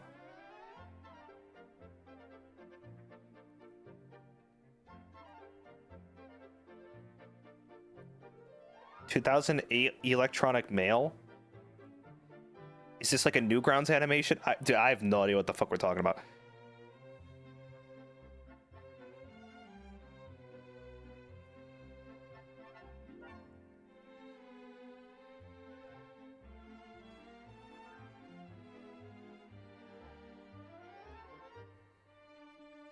It's a YouTube channel. You have mail. You have mail. So World, thanks for 5 months. Thank you. It's funnier if you don't know.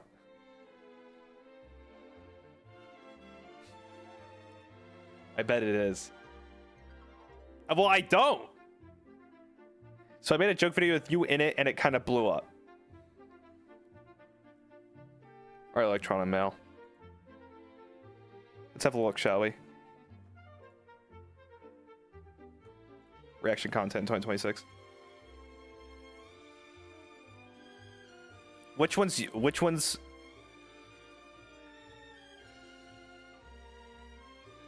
Okay, the world hates my white boy has to be the one about me. It's either that or the FSP Yowie.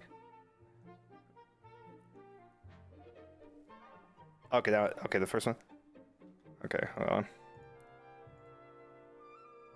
I'm stopping immediately. I'm hitting pause immediately. How did you capture Leave Britney Alone in 2026? I literally have no fucking idea how do you have ring lighting that like dehydrated? How did you do that?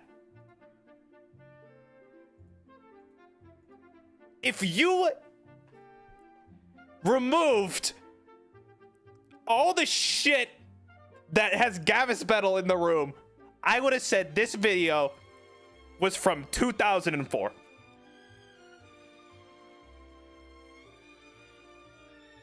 That is an art form. Oh, Camellia got a gift. Sardacus, thank you so much for the 10 gifted. Thank you.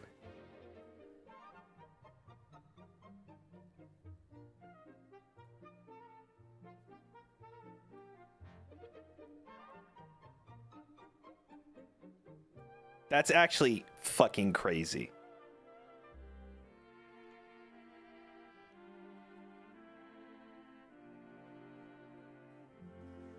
I can't tell what part is intentional, what part isn't.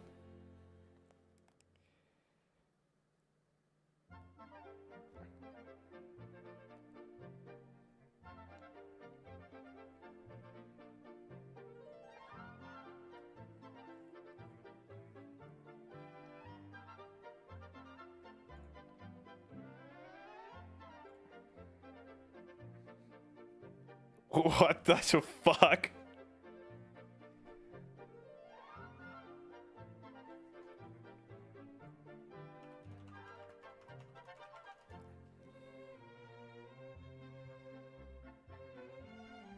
Is this a story? How you got excommunicated from a church because you followed Gavis Bettel? Frankly, I would too.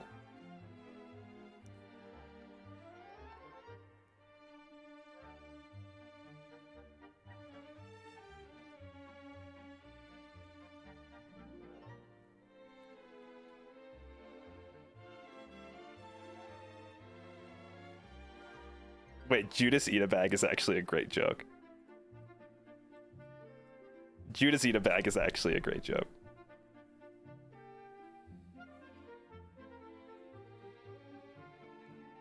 I don't know what's worse, going to church with a Judas Eat a Bag or a Gavis Bettel. Good luck.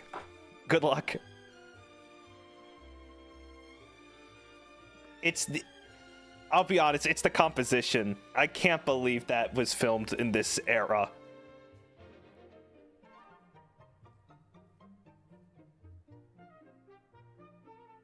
That's like, it's like I found this in a time capsule.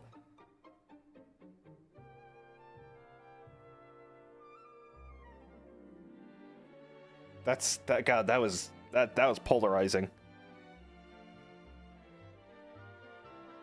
Well done. Filmed with Flip.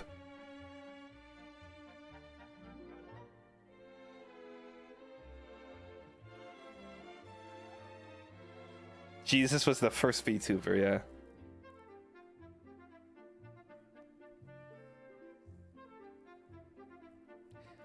Thank you. Oh God, you're embarrassed. Yeah, I just put you on blast, but at the same time, everybody liked it, so you should be proud. You should be proud. But also, don't make videos about Gavis Bettel because he will watch your content.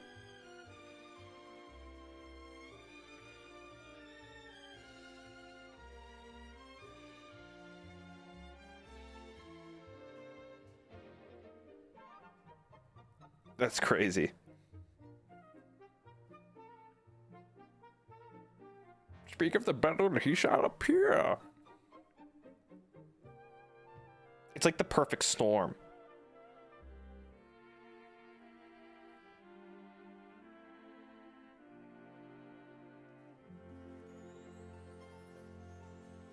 All right, so I missed that last week.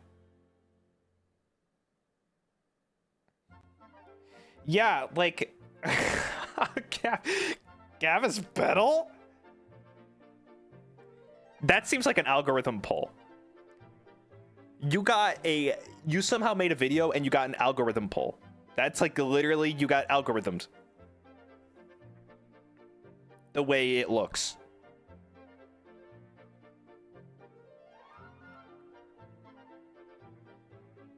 That's a good joke. That's actually a good joke. That's like well made. Idols and how idols are like the two different definitions and the confusion of the overlapping concepts. That's really good. Also, Mandius, how you, pal? Thanks so much for 30 months. Thank you.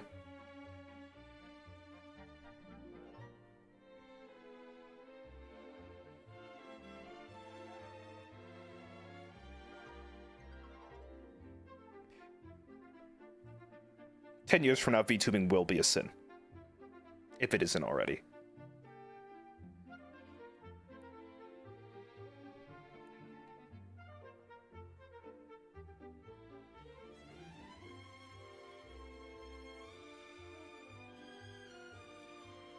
Gavis Bettel. The world does hate your white boy, though. Surely. It's a sin, yeah.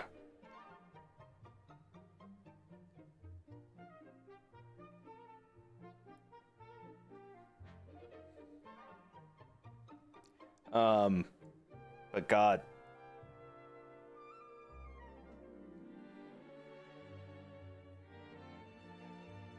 Some states are making anime illegal?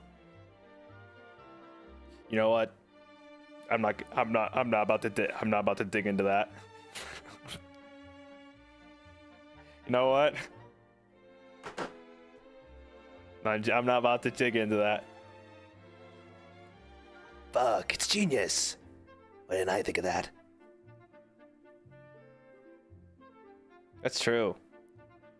That could have been alongside the Doctor Who tuber bit, which, by the way, still time to take off. Still time for that to take off. Doctor Who tuber, BBC, if you're watching, if you need a guy for 1 year, or I don't, or how many seasons you want to drain me of, I don't know.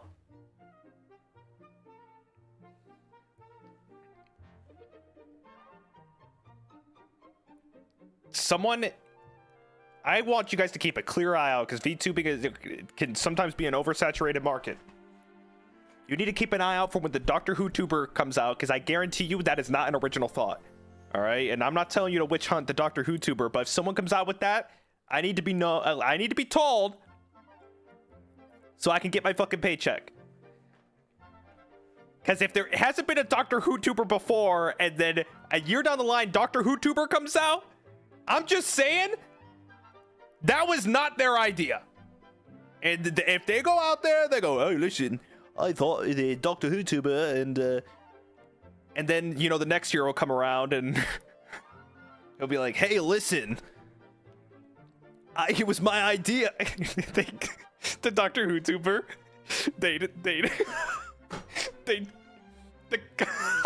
the controversy would carry on to the next talent that has to be the Doctor Who tuber, but they have to act like they've been fighting it for the past 3 years. They're the 4th iteration, but they're carrying on like the same problem. What if, okay, wait a second. What if you know, Gen 3 of the Doctor Who tuber gets canceled, so Gen 4 comes out? What does Gen 4 has to like really pick himself up by his bootstraps, because he has to clear the cancellation of his predecessor. What do you do that? Premature regeneration. Exactly. They had to regenerate him. Like, we don't talk about Gen 6 Doctor Who tuber. He was only here for 4 streams and then immediately had to regenerate.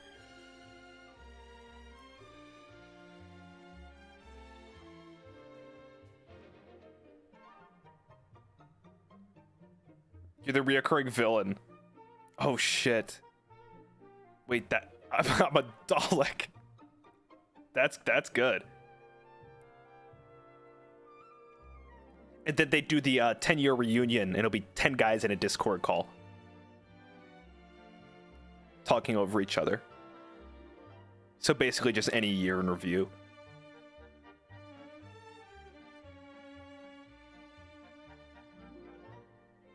Minus the canceled one. Yeah.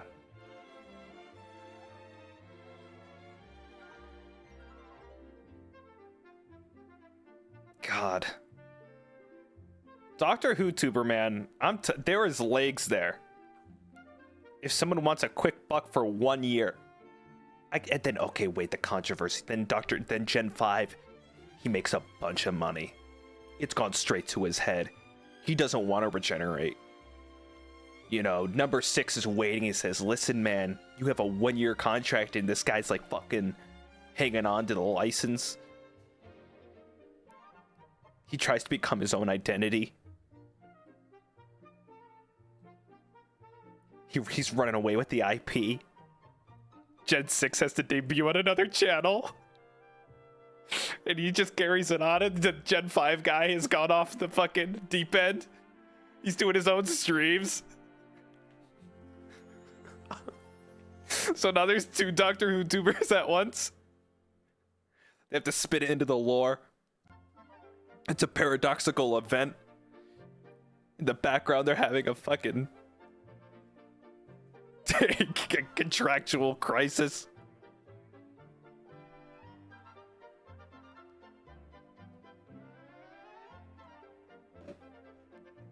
There's something there, man. There's something there.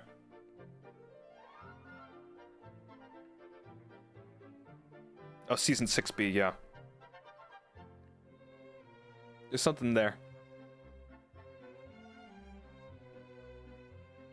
I can't get into it. The most fun thing I can think of is coming up with VTuber concepts that people haven't done yet.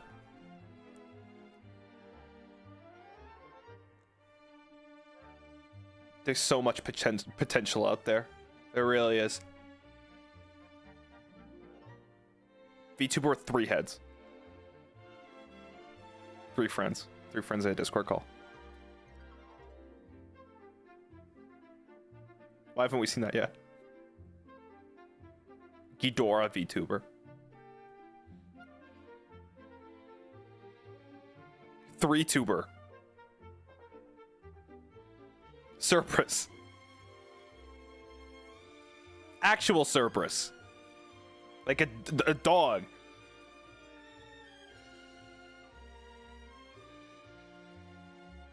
They can't get on the...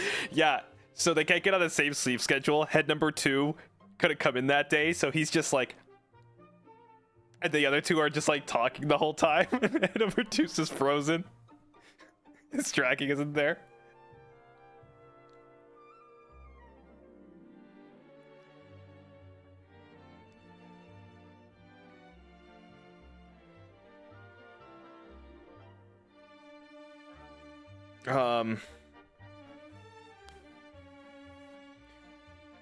What about VTuber that's a dog? It's a real dog, and it's someone's dog, like, on the mic. Do you think people will give money to a dog that's just there? I think so.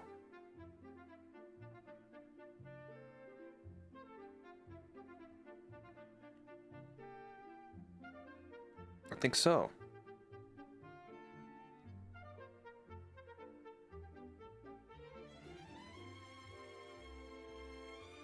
Two people piloting a VTuber model to check if they're drift compatible. Holy shit, Pacific Rim VTuber model. One guy is the mouth and the eyes, and the other person is like movements.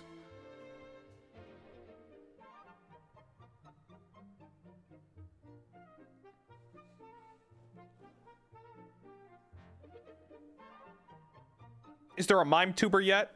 They've never spoken. They've never broke character. They've never spoken. Ever.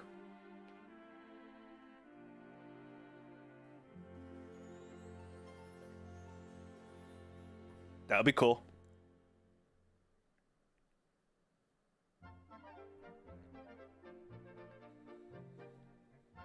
Hello, Gumby. You're looking very... Fucking Christ. Is that your word of the day? Had to get that usage in.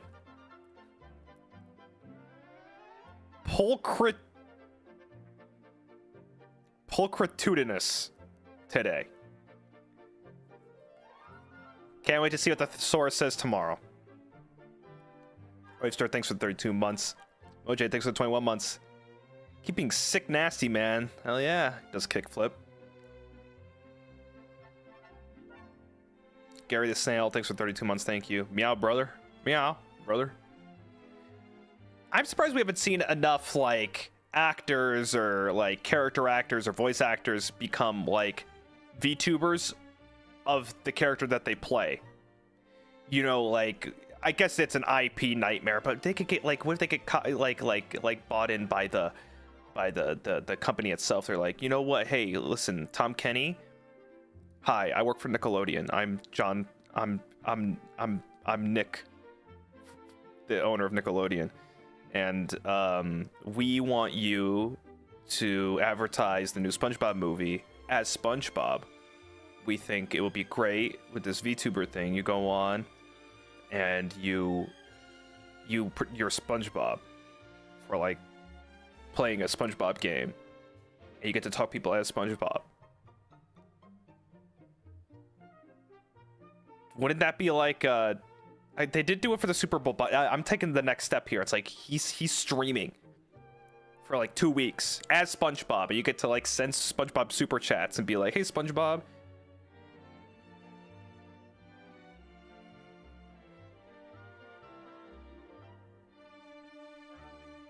I feel like there's an untapped market. Tony the Tiger. There would be a line out the fucking door for Tony the Tiger. Are you kidding me?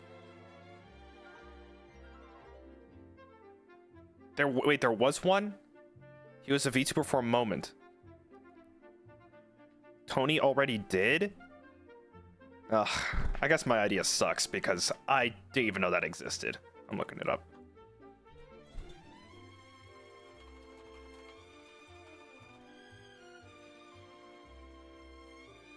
Chat got too crazy. What the fuck?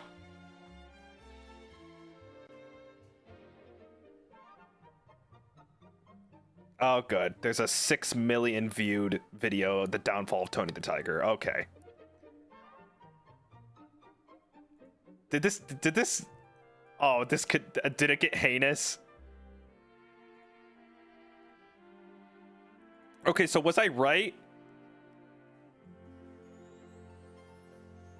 Was I right that people did love him? Wait, there he is.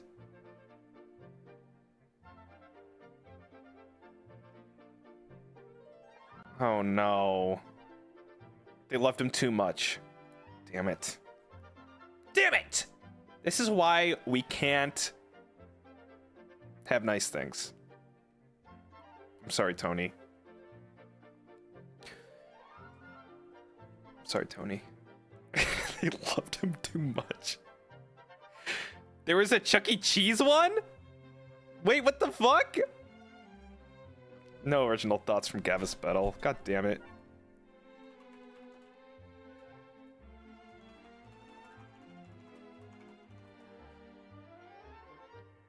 This is not a VTuber. That is a puppet. Sorry, that's real Chuck E. Cheese.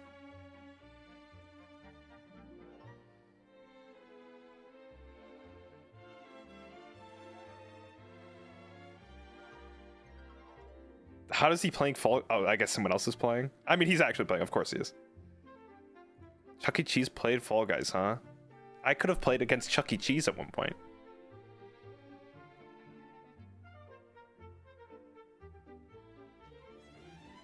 You can't mention Chuck E.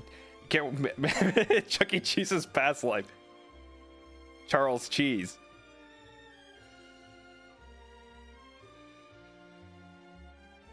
Oh, Sonic did do one, and I think that was actually the closest to the idea that to my vision. Sonic did have one.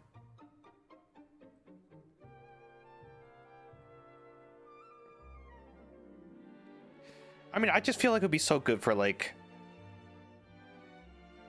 I don't know, retired voice actors. You know, it's like Steve Downs. Go on as Master Chief in VTube. I'm sure that wouldn't be a contractual nightmare, but there's something there, man. Kimmy, I would Oshi Master Chief in a fucking heartbeat.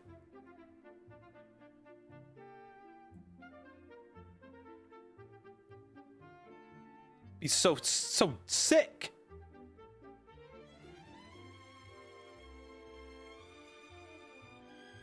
What would Master Chief's Oshi mark be? Oh, fuck. I can't think about this right now. Hardest thing was coming up with an Oshi mark. Are you kidding me? That was like the hardest thing I had to do in my entire life. The ring emoji. Yep, there you go. You got it.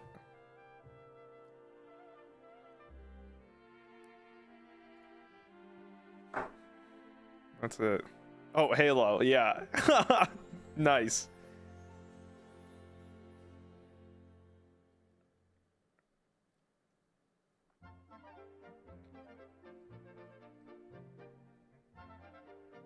I wish there were more Oshi marks. What would be my ideal? I mean, the top hat was perfect, but what would my ideal Oshi mark be?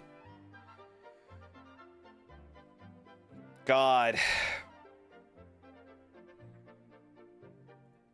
In 2026, the zany emote would have been mine. That would have been it. The zany emote I would have. If I had the brain I had today, I would not have used the top. I would have used the zany emote.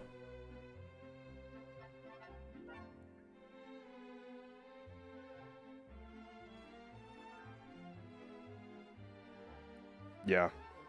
My mom's favorite emoji. My mom and dad's favorite emoji is, I think, the thumbs up. I think my mom's is the heart and my dad's is the thumbs up. Which is so weird, because I read both of those as passive-aggressive. but I realize that my parents and they don't have that capacity to like be doing passive aggressive texts because that's not what parents do. They are very literal in their intent with the emote.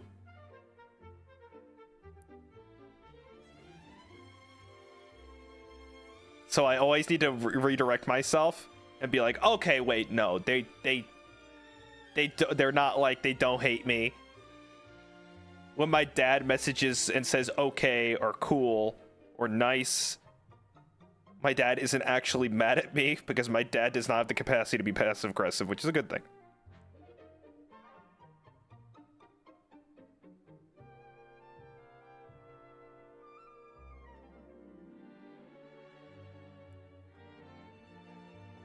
I use thumbs up all the time. Am I being passive aggressive? No.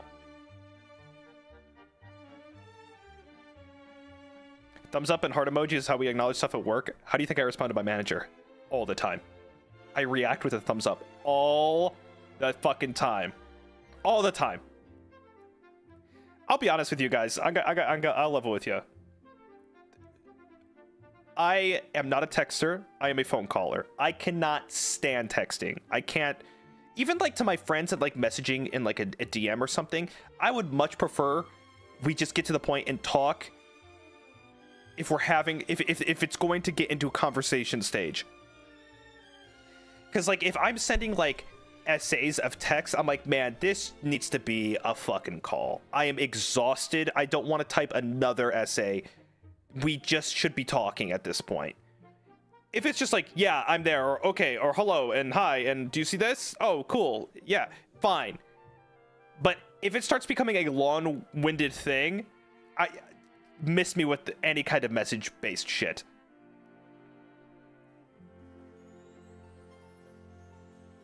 I don't like textings for conversation. I like it for small bursts of messages. And that's it. Hi, Camellia. It's even... Oh my god, Lux. Yes, so it's like... You send an essay, and then you have to wait to send another essay. Ugh, I can't do it. Unless it's like 3 a.m. and you're having like a meeting of the minds, and you don't want to talk because you're in bed, and, you know, Kitchen Nightmares is on the TV. You know, if sure.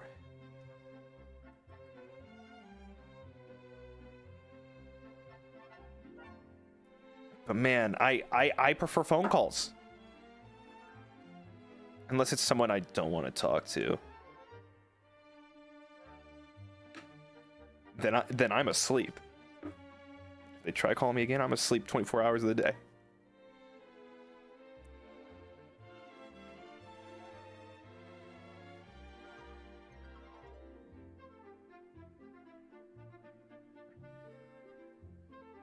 My girlfriend broke up with me through text, and it's the lowest I've ever been.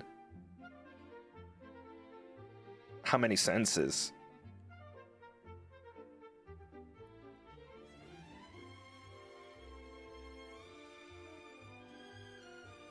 Too many? Damn. Damn. It was an essay. Yeah. That's a shit show. That's a shit show. Yeah, the essay.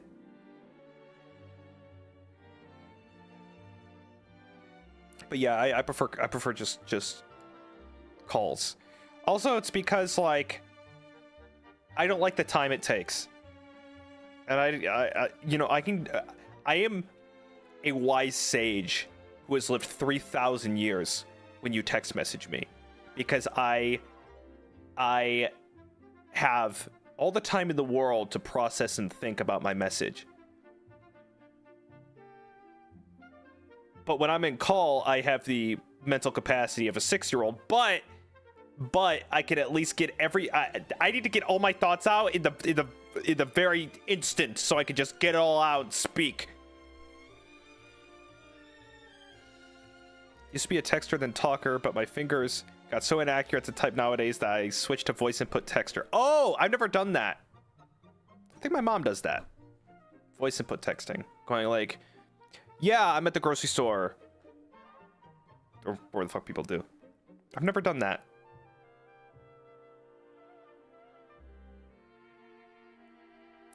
I find it so much easier to hear people's intent. Well, I'm an overthinker.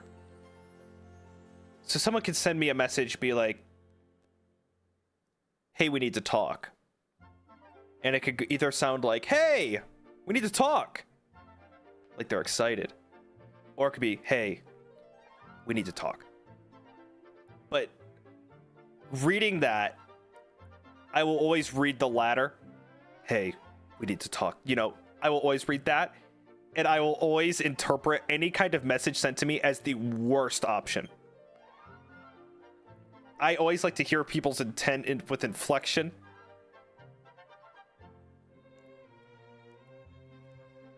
Can I ask you something? Just any kind of those like vague messages.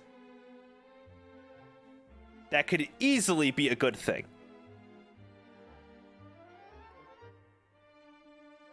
I wonder how I type. I wonder how I am perceived when I message people. If it's annoying or if it's scary. I've tried to figure out what my typing language is like and how it's perceived.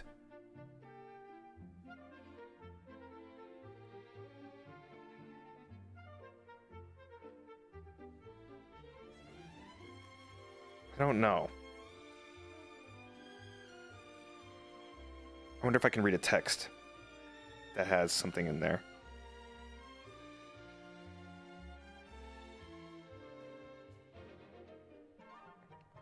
Well, yeah, I type exactly how I hear in my head. So the things that I do the most is I inflect. So I always all caps one word to accentuate like the way I would speak it. And I don't know what the word would be. I can't think of a way, but I always do a big word. There's always a big word in my sentences. Like a good one is, are you fucking kidding me? You know, the kidding would be all capped. I wonder if I have one talking to my mama.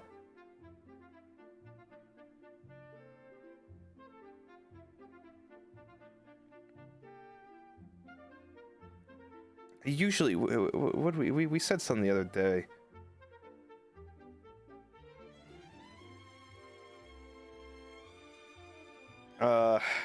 God.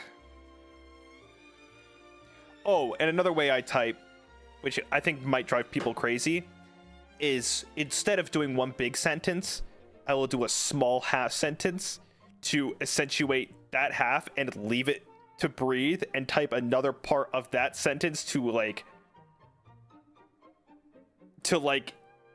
add a layer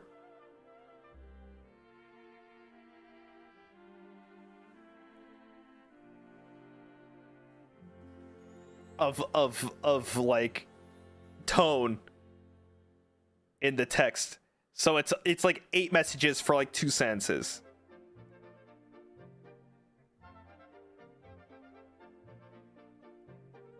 But sometimes I like, okay, here's an example. I was talking to my mom, like, the website says this, and it's up to date on this, but I'll ask again, enter, to make sure, enter.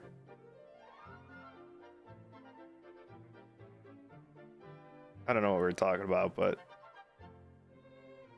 I didn't used to be that way.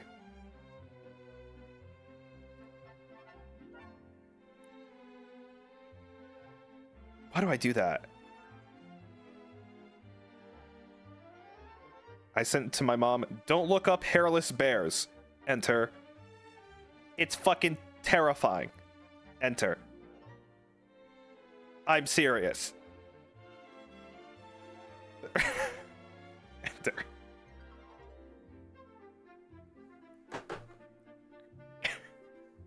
That was a message to my mom. Talking to people that send words as false messages is so funny because you wake up to 7 DMs and it's all key. Yeah, it's 2 sentences. I get like 11 messages. I'm like, oh fuck, what do they have to say? They're like 11 messages, and the message is, hi, I'm going to the store.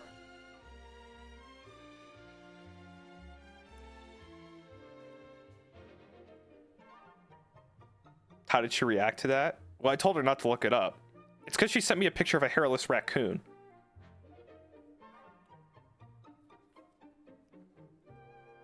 And I said, oh, that's a sick scrotum. Don't look up hairless bears.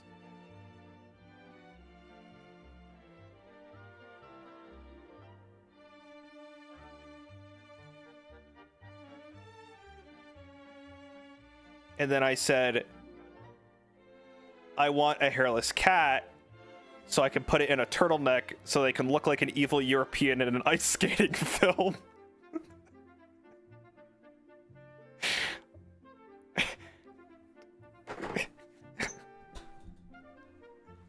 I don't know why I said that.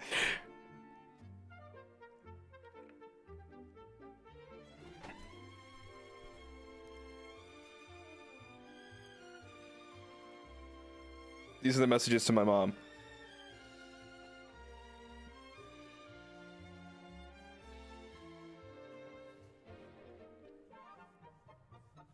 Some kind of hairless conversation.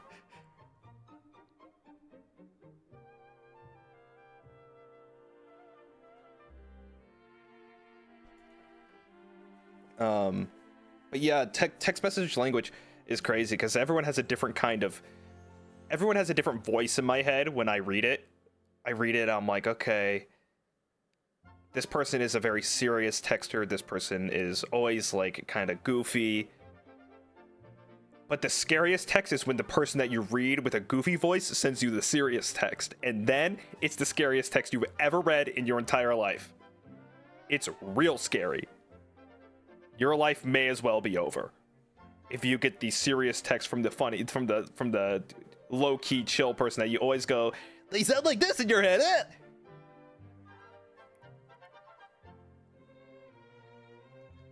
See, I don't text anyone that does /j or /sirs.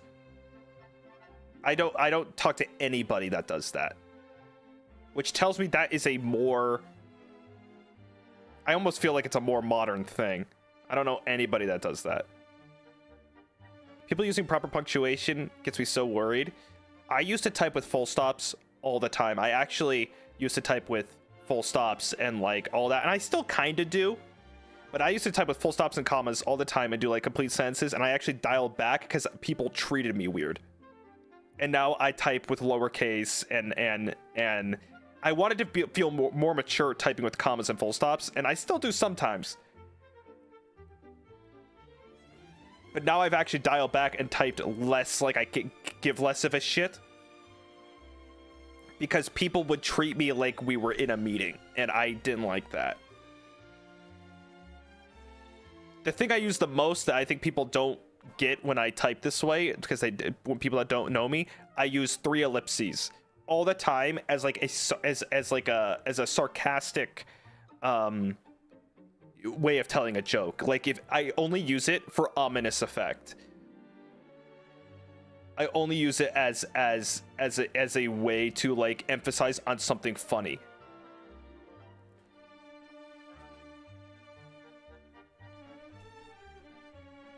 Yeah, I use that all the time. But when I feel upset about something, I cannot stand seeing people use 3 ellipses. Like, okay, drama. You want to fucking just chill? Like, I get it. It makes me almost invalidate your problem when you add the 3 ellipses. I'm like, oh, this is performative. Like, come on, let's do we really need to be fucking added ellipses?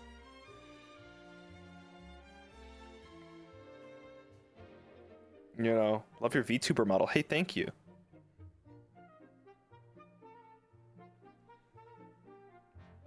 Yeah. Oh, ... Like, oh, great. Really upset them. Really let them down there. Hate your VTuber model. Thank you.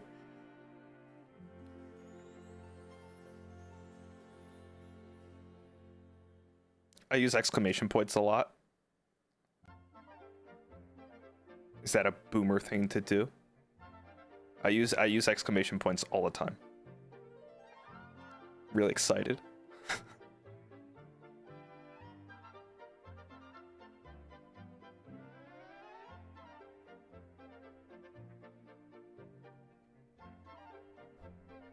Very boomer. Thanks, Bandai. Thanks, Bandai, Krista. Bandai, Krista, Namco, America. ... is a millennial thing? Yeah, it definitely is.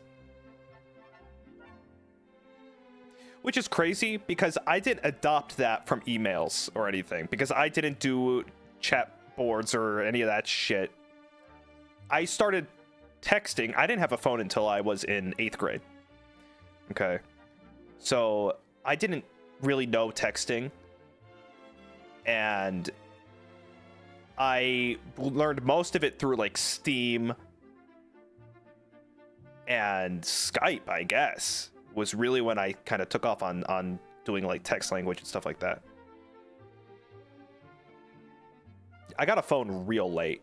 I think I had like an emergency phone, like maybe a little bit earlier, but I didn't like get into texting until like I was in high school.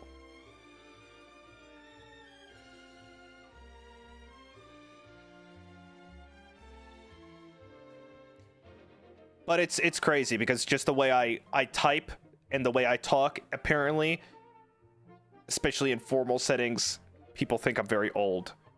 Older people say I've had older people say I'm an old soul. I speak old. You talk like an old person. You're very old.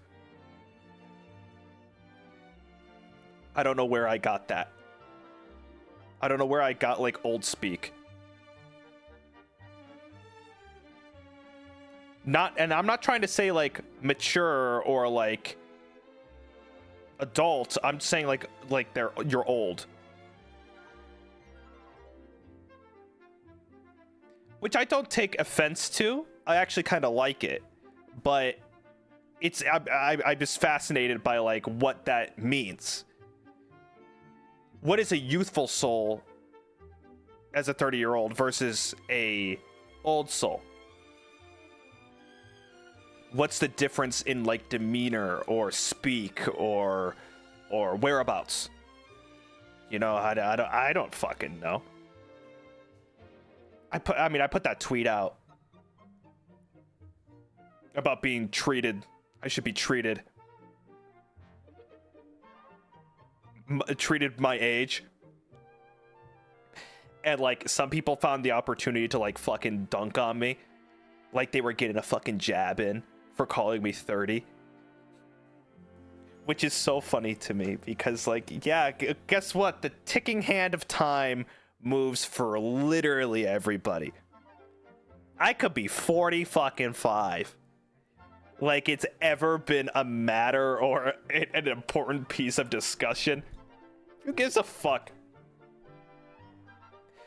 But I can't believe 30 is now like, oh, I can like get a comment in here and fucking roast this guy.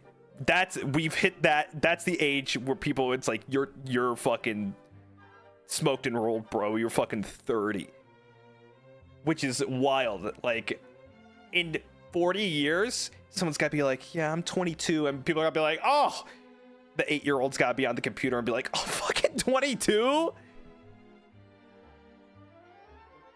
Have fun at the fucking retirement home, bitch.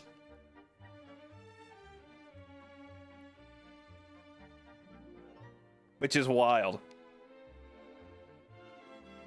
Also, who are the people saying, oh, fuck, you're 30? They can't be more than like 8 years younger than me. Unless it's a toddler on the computer. You're on your way, champ. Pac-Man is 45.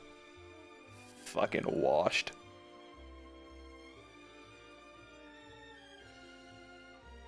Also, well, it's like I'm now in the section of like I'm being attacked for my age, which is like I've hit that point where I'm now looping around and being like, okay, now I need to look at it from the 30-year-old perspective. Where's that coming from? I now relate to the 30-year-olds. That age is now like a thing people can like get dunked on for in the content space, which is so funny to me.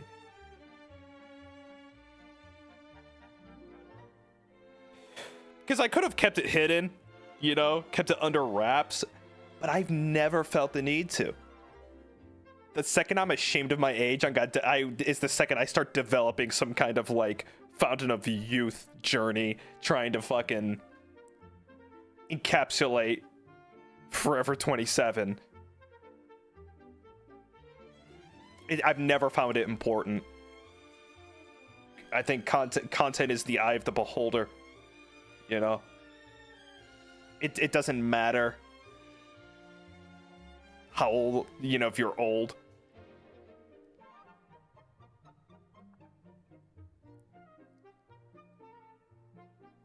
It's interesting to me.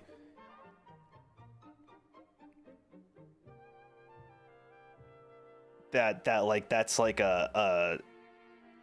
now like a place to fucking. And I don't care. You guys can like make fun of it. I literally, it's not a problem to me. I found it interesting. I'm like, oh, I've hit that point where it's like, oh, this guy's fucking like beat.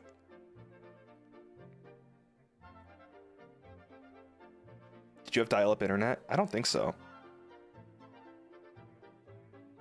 Yeah, once you hit 30, it's like, okay, dude, pack it up. You know, I hope you had your fun. I hope you had your time as the Doctor Who tuber, but you know, it's time to go build a house out of logs or whatever the fuck 30-year-olds do.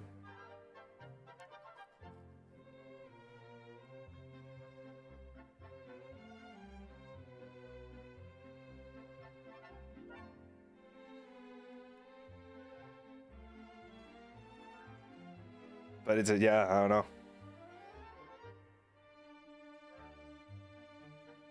Yeah, everyone's doing it up. I like the RNA. I like that. My back doesn't hurt yet. I think the thing, what hurt, it's my neck. My neck is the thing I always get pains in. And my sleep is a shit show. You're good at math? No. Nope. I'm not good at any kind of academic field. So do not ask me any kind of important questions that you need for maybe The Price is Right or, you know, Who Wants to Be a Millionaire. You don't want me as your phone a friend unless it's movie trivia or an actor in a film. Okay? That's all I can help you with. Do not call me for math, science, history, geography. None of that. I will fail you.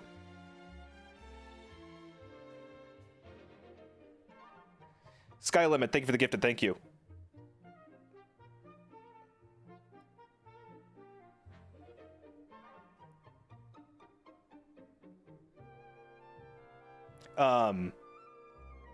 I will say, the other day, I did an experiment. I wanted to meet the Babadook. And the other night, I had cereal in bed at midnight, which has a lot of dairy in it. And whenever I have dairy before bed, I get horrible nightmares. Well, I took melatonin to sleep because I've been having real bad sleep. So on top of the nightmares, it was like if I died in the nightmare, I'd die for real. Because the melatonin plus the dairy-induced sleeping, it's like I was fucking... It was like 5D horror film. It's like the Babadook was there, bro. Because I see jokes on like Twitter and stuff when people talk about melatonin dreams. It's fucking real. My melatonin dreams are fucking insane. Insane. So then on top of the bowl of cereal, it's like, holy fuck, bro. I transcended into another reality. It was like multi-layered fucking dreaming. I inceptioned myself.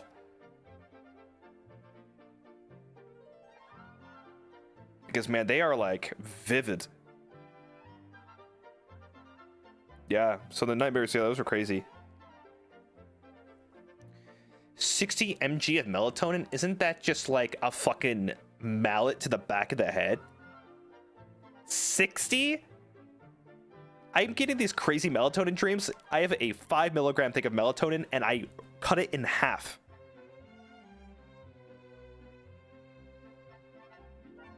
That's what I do. But yeah, I saw like the beings. You get dreams of melatonin? Oh yeah, I mean, it's like I'm a pretty vivid dreamer as it is. There are dreams I have that I wake up and it's like, man, I have that memory like it was a real thing for like 3 hours. I've one time woken up and I went to go look for the thing that I was looking for in my dream thinking it was real.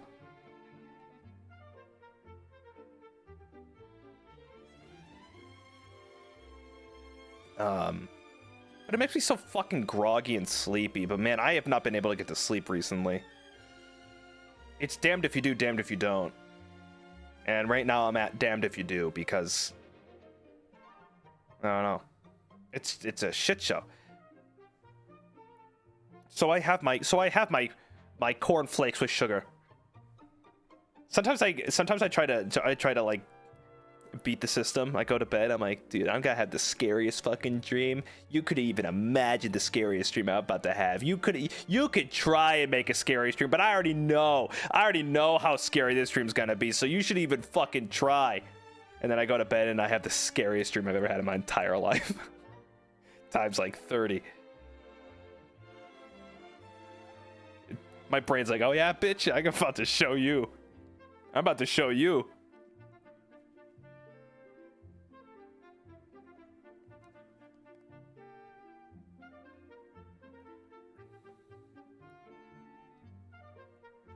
Nightmare's so horrible, I'm scared to go back to sleep. Yeah.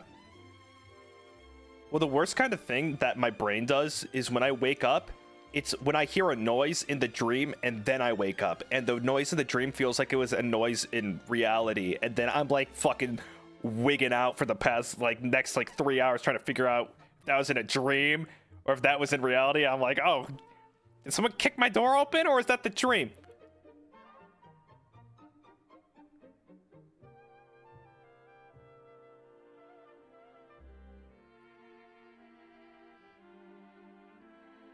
Looks like I need to take some melatonin and play your stream to get a good dream. No, that's the Babadook again. Gavis Bettel, explain Arduino. I forgot that happened. I thought that was a dream. Yixu, thank you. Momichi, thank you for the super chat, by the way. Yixu, one time I actually took 2 melatonin and had a nightmare so vivid that I woke up and saw the monster from it on my bed for a couple of... So your sleep paralysis... Dude, it transcended dream into reality. I get visions on my TV a lot. My TV is on and I look at it when I wake up and the movie is doing some crazy shit. I fell asleep to a Jason Statham movie and I woke up and it had police tape going across the screen. Like a 2D VTuber transition of a crime detective VTuber. It was very weird. And I have all these weird visions when I wake up and look at the TV. Oh, bugs on the wall? As someone who has night terrors regularly, I feel you. I love the phrase night terror. It sounds even scarier than nightmare. Night terror. That's how I describe it. What was my most recent nightmare? I was I was having a source code moment. I would die and then I'd teleport back to where I was and it was me trying to land a plane. And it was fucking 5 hours of me just crashing into the floor.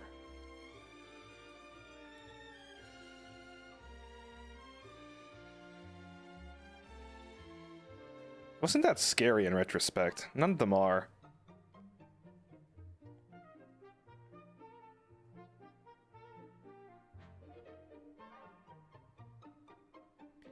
Night terrors happen because you shout in your sleep. My parents tell me they hear me arguing with someone at 3 a.m. when I was sleeping. That sounds more scary for your parents. I've known people that talk in their sleep, and that shit is 10 times scarier for the person that sees it happen. Like my mom talked in her sleep once, and she was like sleeping on the couch. She starts talking to me, and I'm like, that was the scariest thing that's ever happened to me.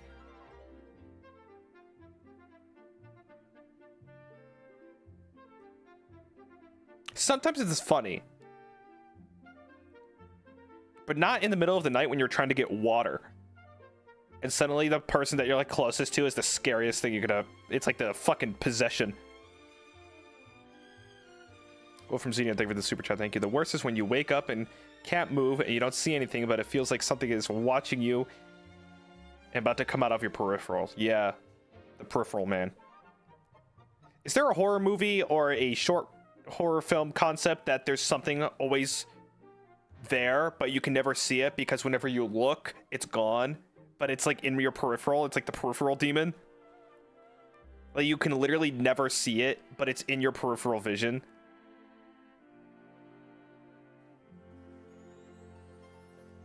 Doctor Who did. Oh, it's an SCP. Ah, of course it is. No, because the Doctor Who angel thing, you look and there is something there. But I'm talking about something that no one has ever seen, but it's said that there's something there always looking at you, but whenever you look, it's never there.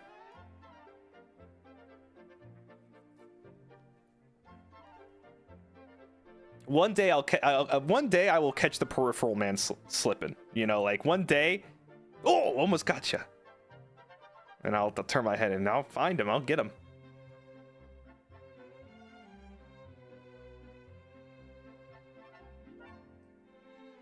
One day. From Xenia, the worst is when you... Oh, I already said this. Thank you.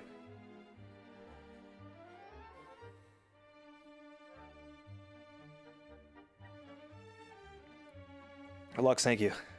Oh, not thank you. I need to read this. God, my brain's fucked.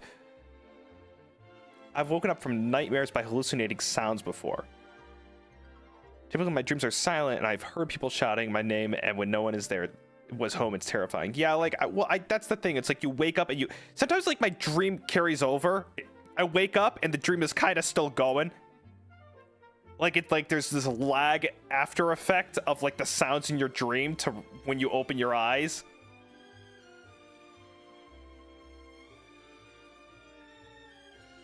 Did you ever convince yourself you could go into a mirror? Yeah, I only tried that once. One trip to the hospital, you don't have that thought anymore.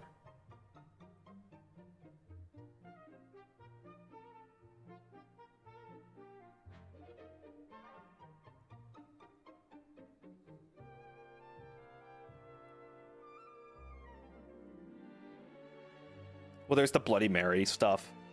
Dude, I thought that shit was real. Kids' minds are so, like, imaginative and vivid because it's like you're in this mirror and it's like, man, dude, I saw that shit.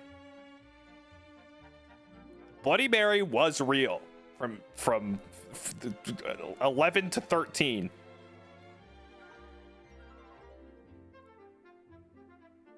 Why has there not been a fucking January horror release about Bloody Mary? Oh, that has to be real. That's basically the pee pee poo poo man. Don't think it, don't say it, or whatever, right? The bye bye man? What is he called? Don't think it, don't say it.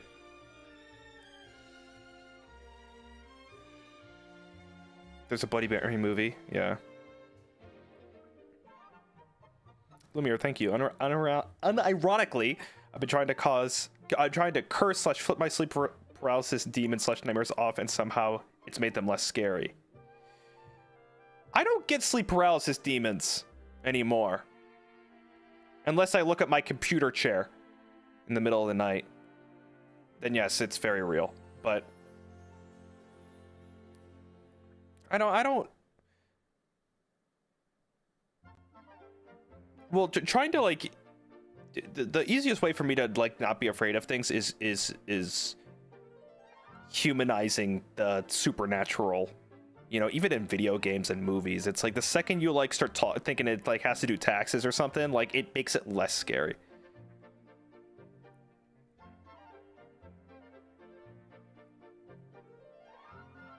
I never had sleep paralysis demons. I just got sleep paralyzed. I just couldn't fucking move ever.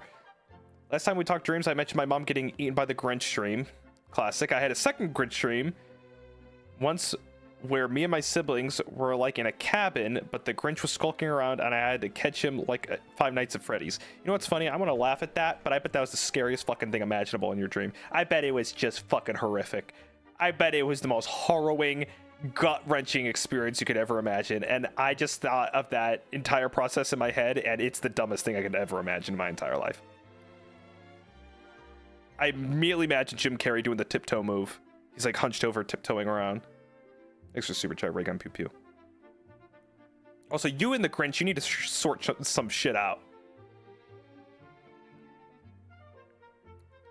Do you like Art the Clown? I am a classic Art the Clown hater. I am Art the Clown denier.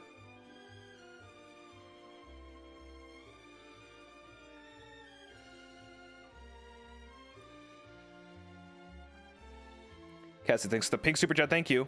I have a corner room. One night as a child, I had a dream of a shadow creature chasing me, and it woke me with the start. I looked at the door and could have sworn I saw it there, but it was just the door shadow. To this day, I can never close my door. You sleep with the door open? Damn. My door's open. I'm vulnerable. The open door man's gotta fucking get me. I can't do that. The open door man's gotta come in.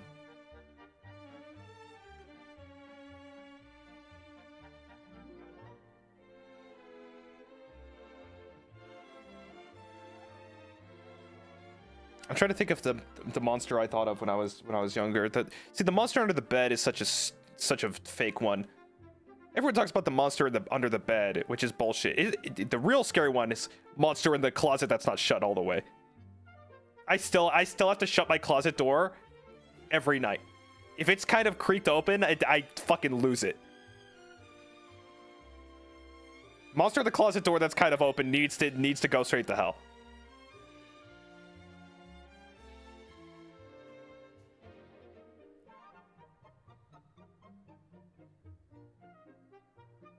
Monster peering through the window. Oh my god. Have you seen Midnight Mass? there's a scene in the mini series on Netflix called Midnight Mass. There's a scene in it with a window scare, and it was effective. It scared the fucking shit out of me. If you don't like the window demons, don't watch that show. Great horror. One of my favorites, actually. But man, I can only watch it once. It makes me sick to my stomach. That is a tough watch. Maxuwu. I just woke up and I'm relieved it's Gavis Bettel and not the sleep paralysis demon I encountered. Well, we don't know that for sure. Thank you for the 35 months. Thank you. Room with Thor, thank you so much for the 15 months. My worst nightmare as a kid. We talk about dreams a lot. It's because they're polarizing. Being chased by a stampede of Chucky dolls. Chucky was like the #1 scare. I think Chucky is the most misrepresented horror icon. Because as kids, it's like, oh, it's Chucky. I didn't even know what Chucky was. I was so scared of Chucky. Dumbest and funniest and most comedic horror icon of all time. Not scary at all. It's a fucking 45-year-old man in a doll's body, and he's funny. Chucky gets a bad rap.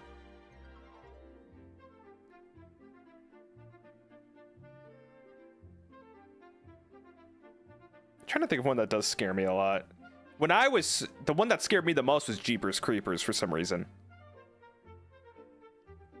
Jeepers Creepers scared the absolute bejesus out of me. I didn't care about Jason. I didn't care about Freddy. I didn't care about Michael Myers. It was Jeepers Creepers.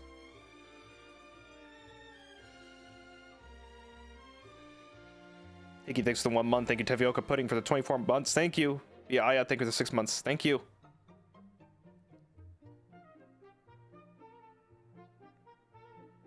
Rip Q, thanks so much for 35 months. Thank you. Riori, thanks for the super chat. Bettel, it was my birthday recently. I turned 2? 2? Have a happy birthday while I wait for my impending doom tomorrow. College. 2-year-old in college? Fucking prodigy in my chat.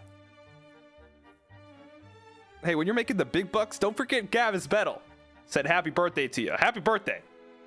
Happy birthday. Don't forget.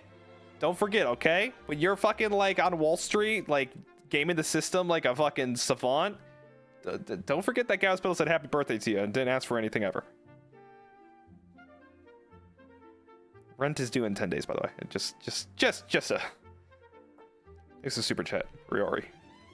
Now 2. Fish Stickinator, thanks for the Fish Sticks, thanks for the super chat thing. Once as a child, I heard something rustling and banging around in my closet. I was sitting there too terrified to move until I finally got the gumption to get my mom, who opened it. It was our cat. That was a fucking horror story. 2 cents horror stories. Afraid of the pet in the house.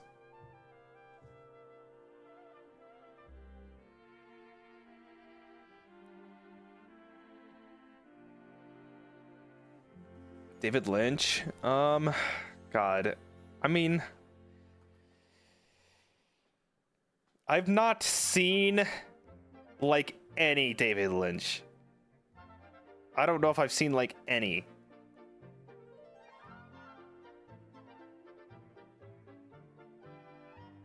I know he did, I know he did Mulholland Drive, and that's got the classic jump scare, but... And I made fun, and the Eraserhead baby, for some reason, was my personality from ages 21 to 22. I don't know why, I just thought it was funny. And I've never seen Twin Peaks, so no, I don't know anything about David Lynch.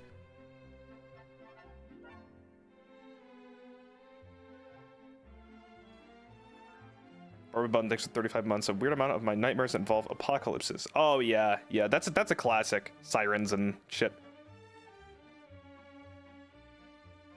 Oh, I do a Eraserhead watch along. That sounds cool. I don't know anything about it. It looks cool though. I don't know why I've never got around to that one. What's that paralysis demon that as a shadow devil with the purple eyes and strobe light movements? Kept shaking and swaying its head, and my only reaction was starting to think, as it was staring at it and thinking, what? A paralysis demon as a shadow devil with purple eyes and strobe light movements that kept shaking and swaying. You had a nightmare in a nightclub. You were awake. That was Lisa. She was going all night.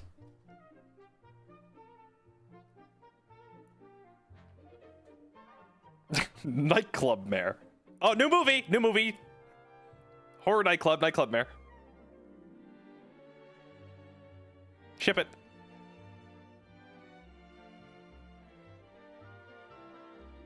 Someone's practically blind without their glasses. Believe me when I say the dark figure in your room becomes 10 times scarier when you have to reach for your glasses to see them clearly. Ooh, they need to make a game about that. Like an almost blind.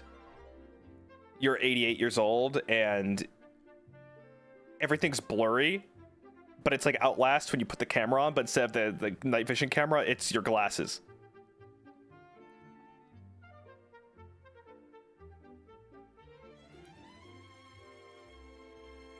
Velma simulator, exactly. Yes, Velma POV. And everything looks scary in the blurry version, but when you put the glasses on, it turns out to be like something normal until it isn't.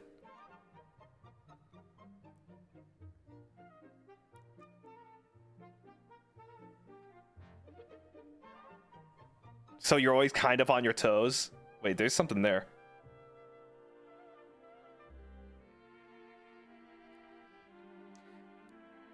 Aureli Trujillo Uwu. Welcome to Battalion. Enjoy your stay. If not, that's okay. Welcome. Thank you. This is getting too scary. Sorry.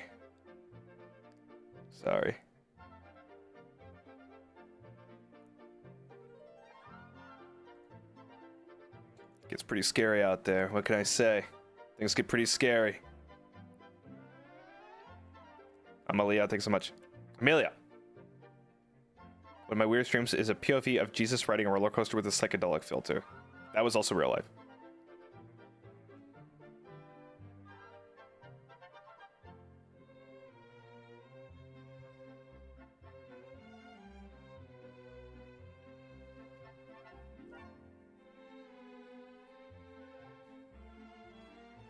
Oh, what the fuck? It's been 3 hours.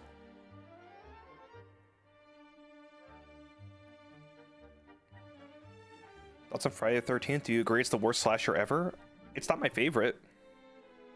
I like Halloween the best. Looking forward to Code Vein later this week, by the way. Me too. Me too. That would be fun. I think. I don't think I gotta do the level 1 thing like that psycho. Emily, thanks for 35 months. My worst indirect nightmare was when I made up a whole new friend in the dream and woke up missing them for the whole day. Let's see if you're real, call me. Well, I've said this before, but the worst dreams aren't even the nightmares. It's the ones that feel... the ones that are better than life. You wake up and go, fuck! God! No, damn it! That was so much better than right now. Those are the worst. Put me back in! Put me back in! That's the real terror.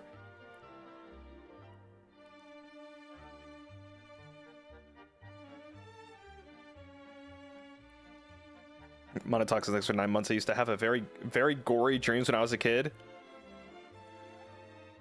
They said it was because I was born with the devil's spirit. The Omen in my chat. Rib Q, thanks for the super chat. I've recently having scarily realistic and mundane dreams. And I'm convinced these things from the dreams really happened. No, I've done that, yeah, all the time. There are times where I go to places I've never been before, and I'm like, wait a second, I'm getting nostalgia like I've been here before, and it's like a place that was in my dream that I've been in real life. It's like it was some kind of weird fucked up deja vu.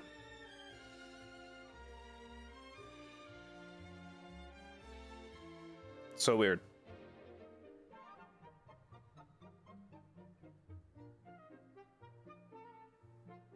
Also, no original thought, no original moment is such a real thing. Like, I see that on Twitter all the time where people are like, oh, no original moment. And I saw a post today that was so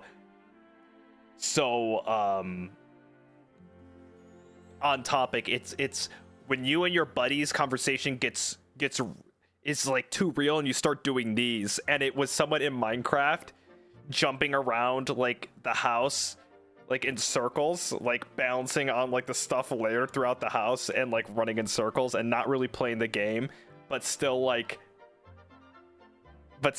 I can't explain it well enough, but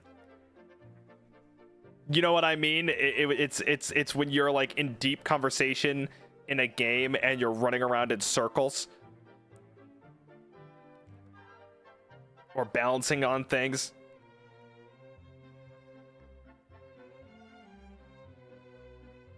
Yeah, like pacing in the game. It's like giving you like activity, but you're not doing anything. You're running around Orgrimmar in circles.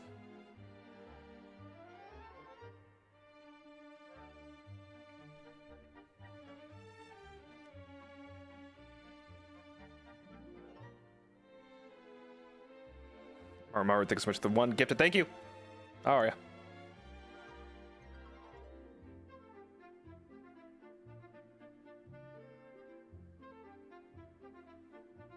Jumping on top of the org bank.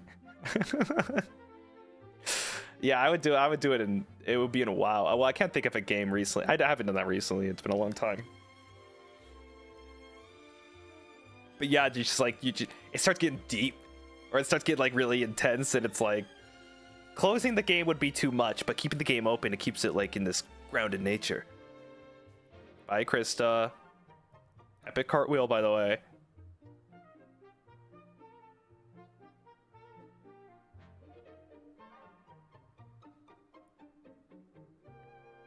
I pace too much. Well, okay. On the phone, I cannot sit still while on the phone. Also, I've upgraded.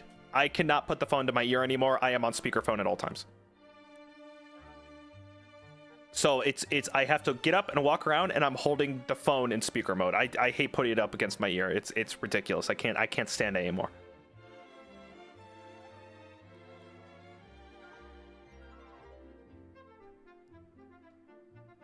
Always speakerphone.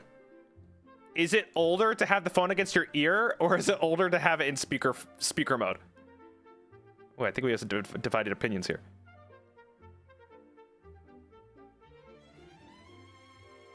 Older to be on speaker? Fuck.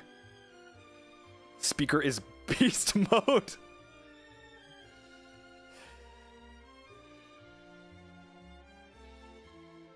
No.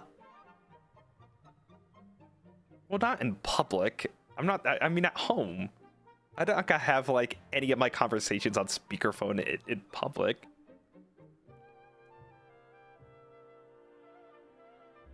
Older on speaker, boomer to be on speaker. Oh, my least favorite thing on planet Earth is a video call.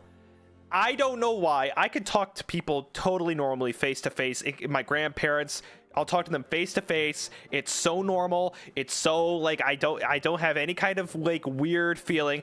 But the second I have to do a video call, it's like I'm an alien and I've never met these people before in my entire life. Why is it so difficult to talk to someone that you've talked to 700 million times on a video call? Why?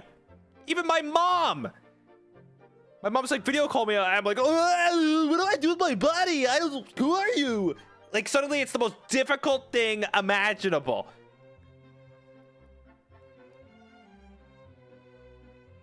Oh my God.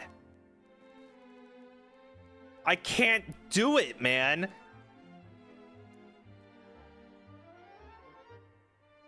I spend the whole time staring at myself? Yeah. I only do video calls if it's my doctor. Oh, I've done that. That sucks, Drippy Folds. I fucking hated doctor video calls.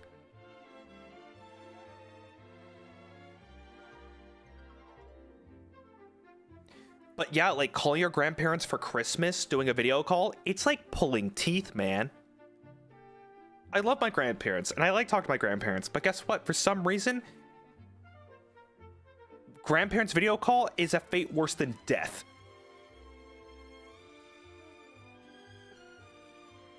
Why? Oh my God, it's just brutal. And I can never figure out why.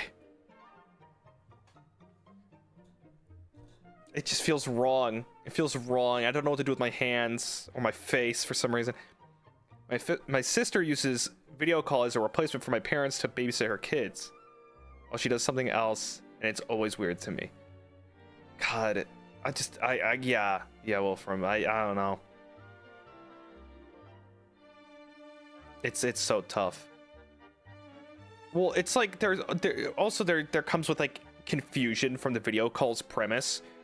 You know, it's like now I have to like they have to figure out what button it is and where it is and how to hear me. It's like, man, this would have been so much better if we just fucking phone called.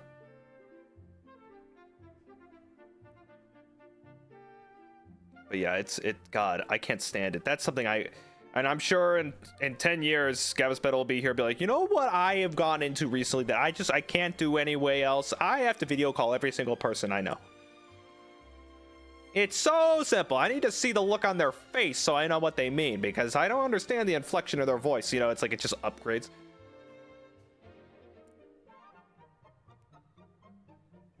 I hold the phone too close up to my face, so you're seeing up my nose, and it's from like a low angle. And for some reason, we have the same. They have the most recent phone. They have the most recent phone of 2042, and it's somehow they've managed to do it, but somehow it's 144p. I don't know how the fuck they've done it. It's impossible. It's like that 2008 electronic mail video. They somehow made it look like it's 30 years in the past.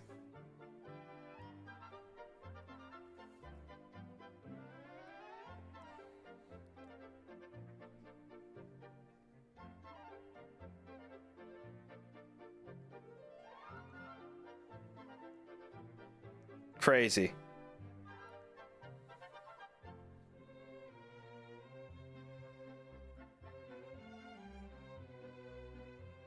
You know what? I wouldn't have it any other way, maybe.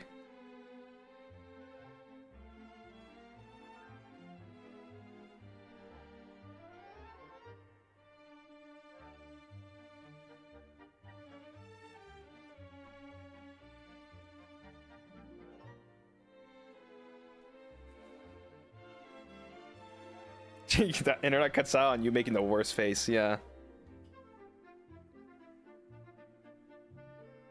Well, I mean, you know, it's grandparent talk is such an interesting thing because for me, I've been hearing "you're too skinny" all my life. I could have, like, I started working out, I put on muscle, and still, I'm still too skinny. And I guess I could be a 280-pound brick shit house with the biggest muscles you've ever seen, and I will still be too skinny.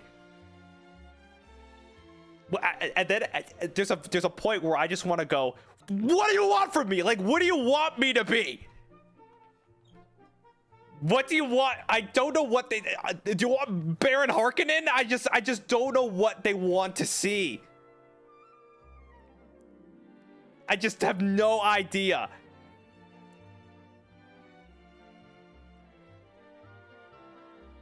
Oh my god, it's always that.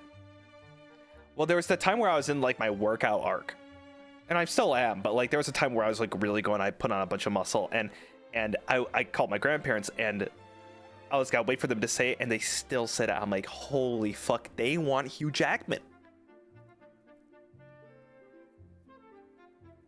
What do you want me to say? You're too old? What do you want me to fucking say?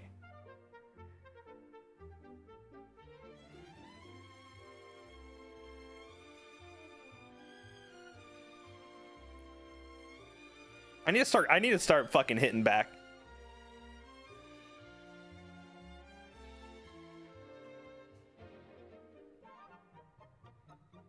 It's a trap because once you become healthy, they start calling you fat. Literally, I mean, it's like, well, they'll find a new route. Well, I need to answer the same questions every time too. It's like, you know, where's my grandchildren? It's like, shit, are you fucking kidding me? Look, do you know my job?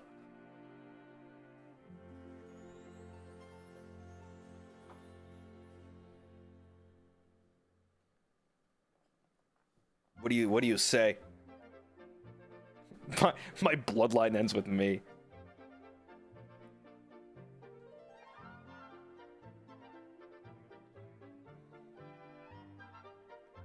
My sisters when we had kids. Oh, you got the fucking sibling out. You get to, your sister preoccupied them.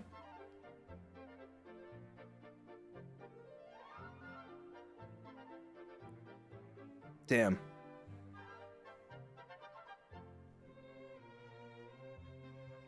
But yeah, it's always a fucking it's a rough and tumble grandparent conversation. It's always a fight.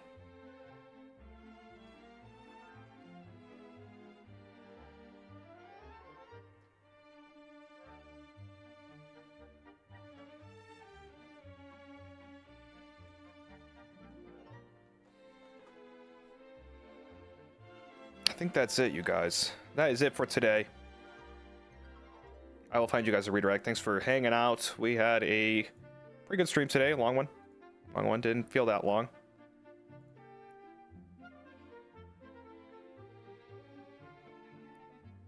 Good talking with y'all.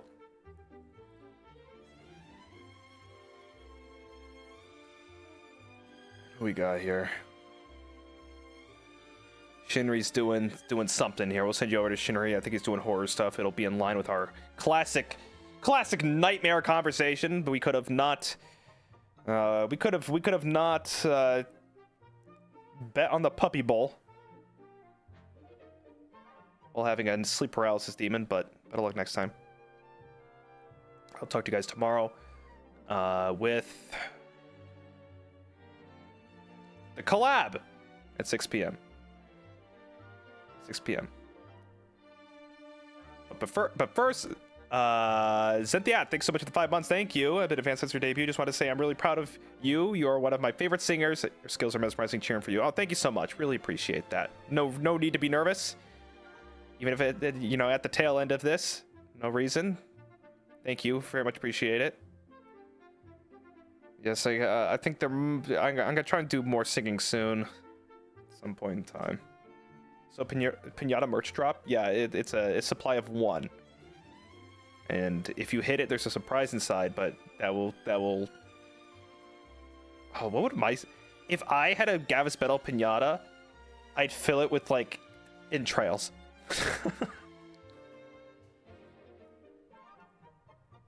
But I'd advertise it like it's a big surprise. And it is a surprise.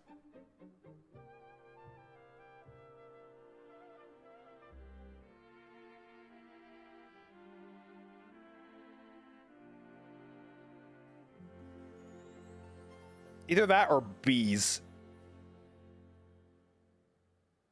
Don't mind the sound when you get the Gavis Bettel pinata in the mail.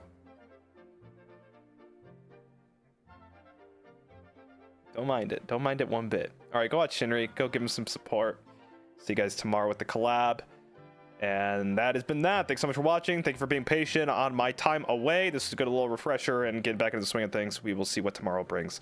Thank you so much. Have a great rest of your day, and I will see you. Bye-bye.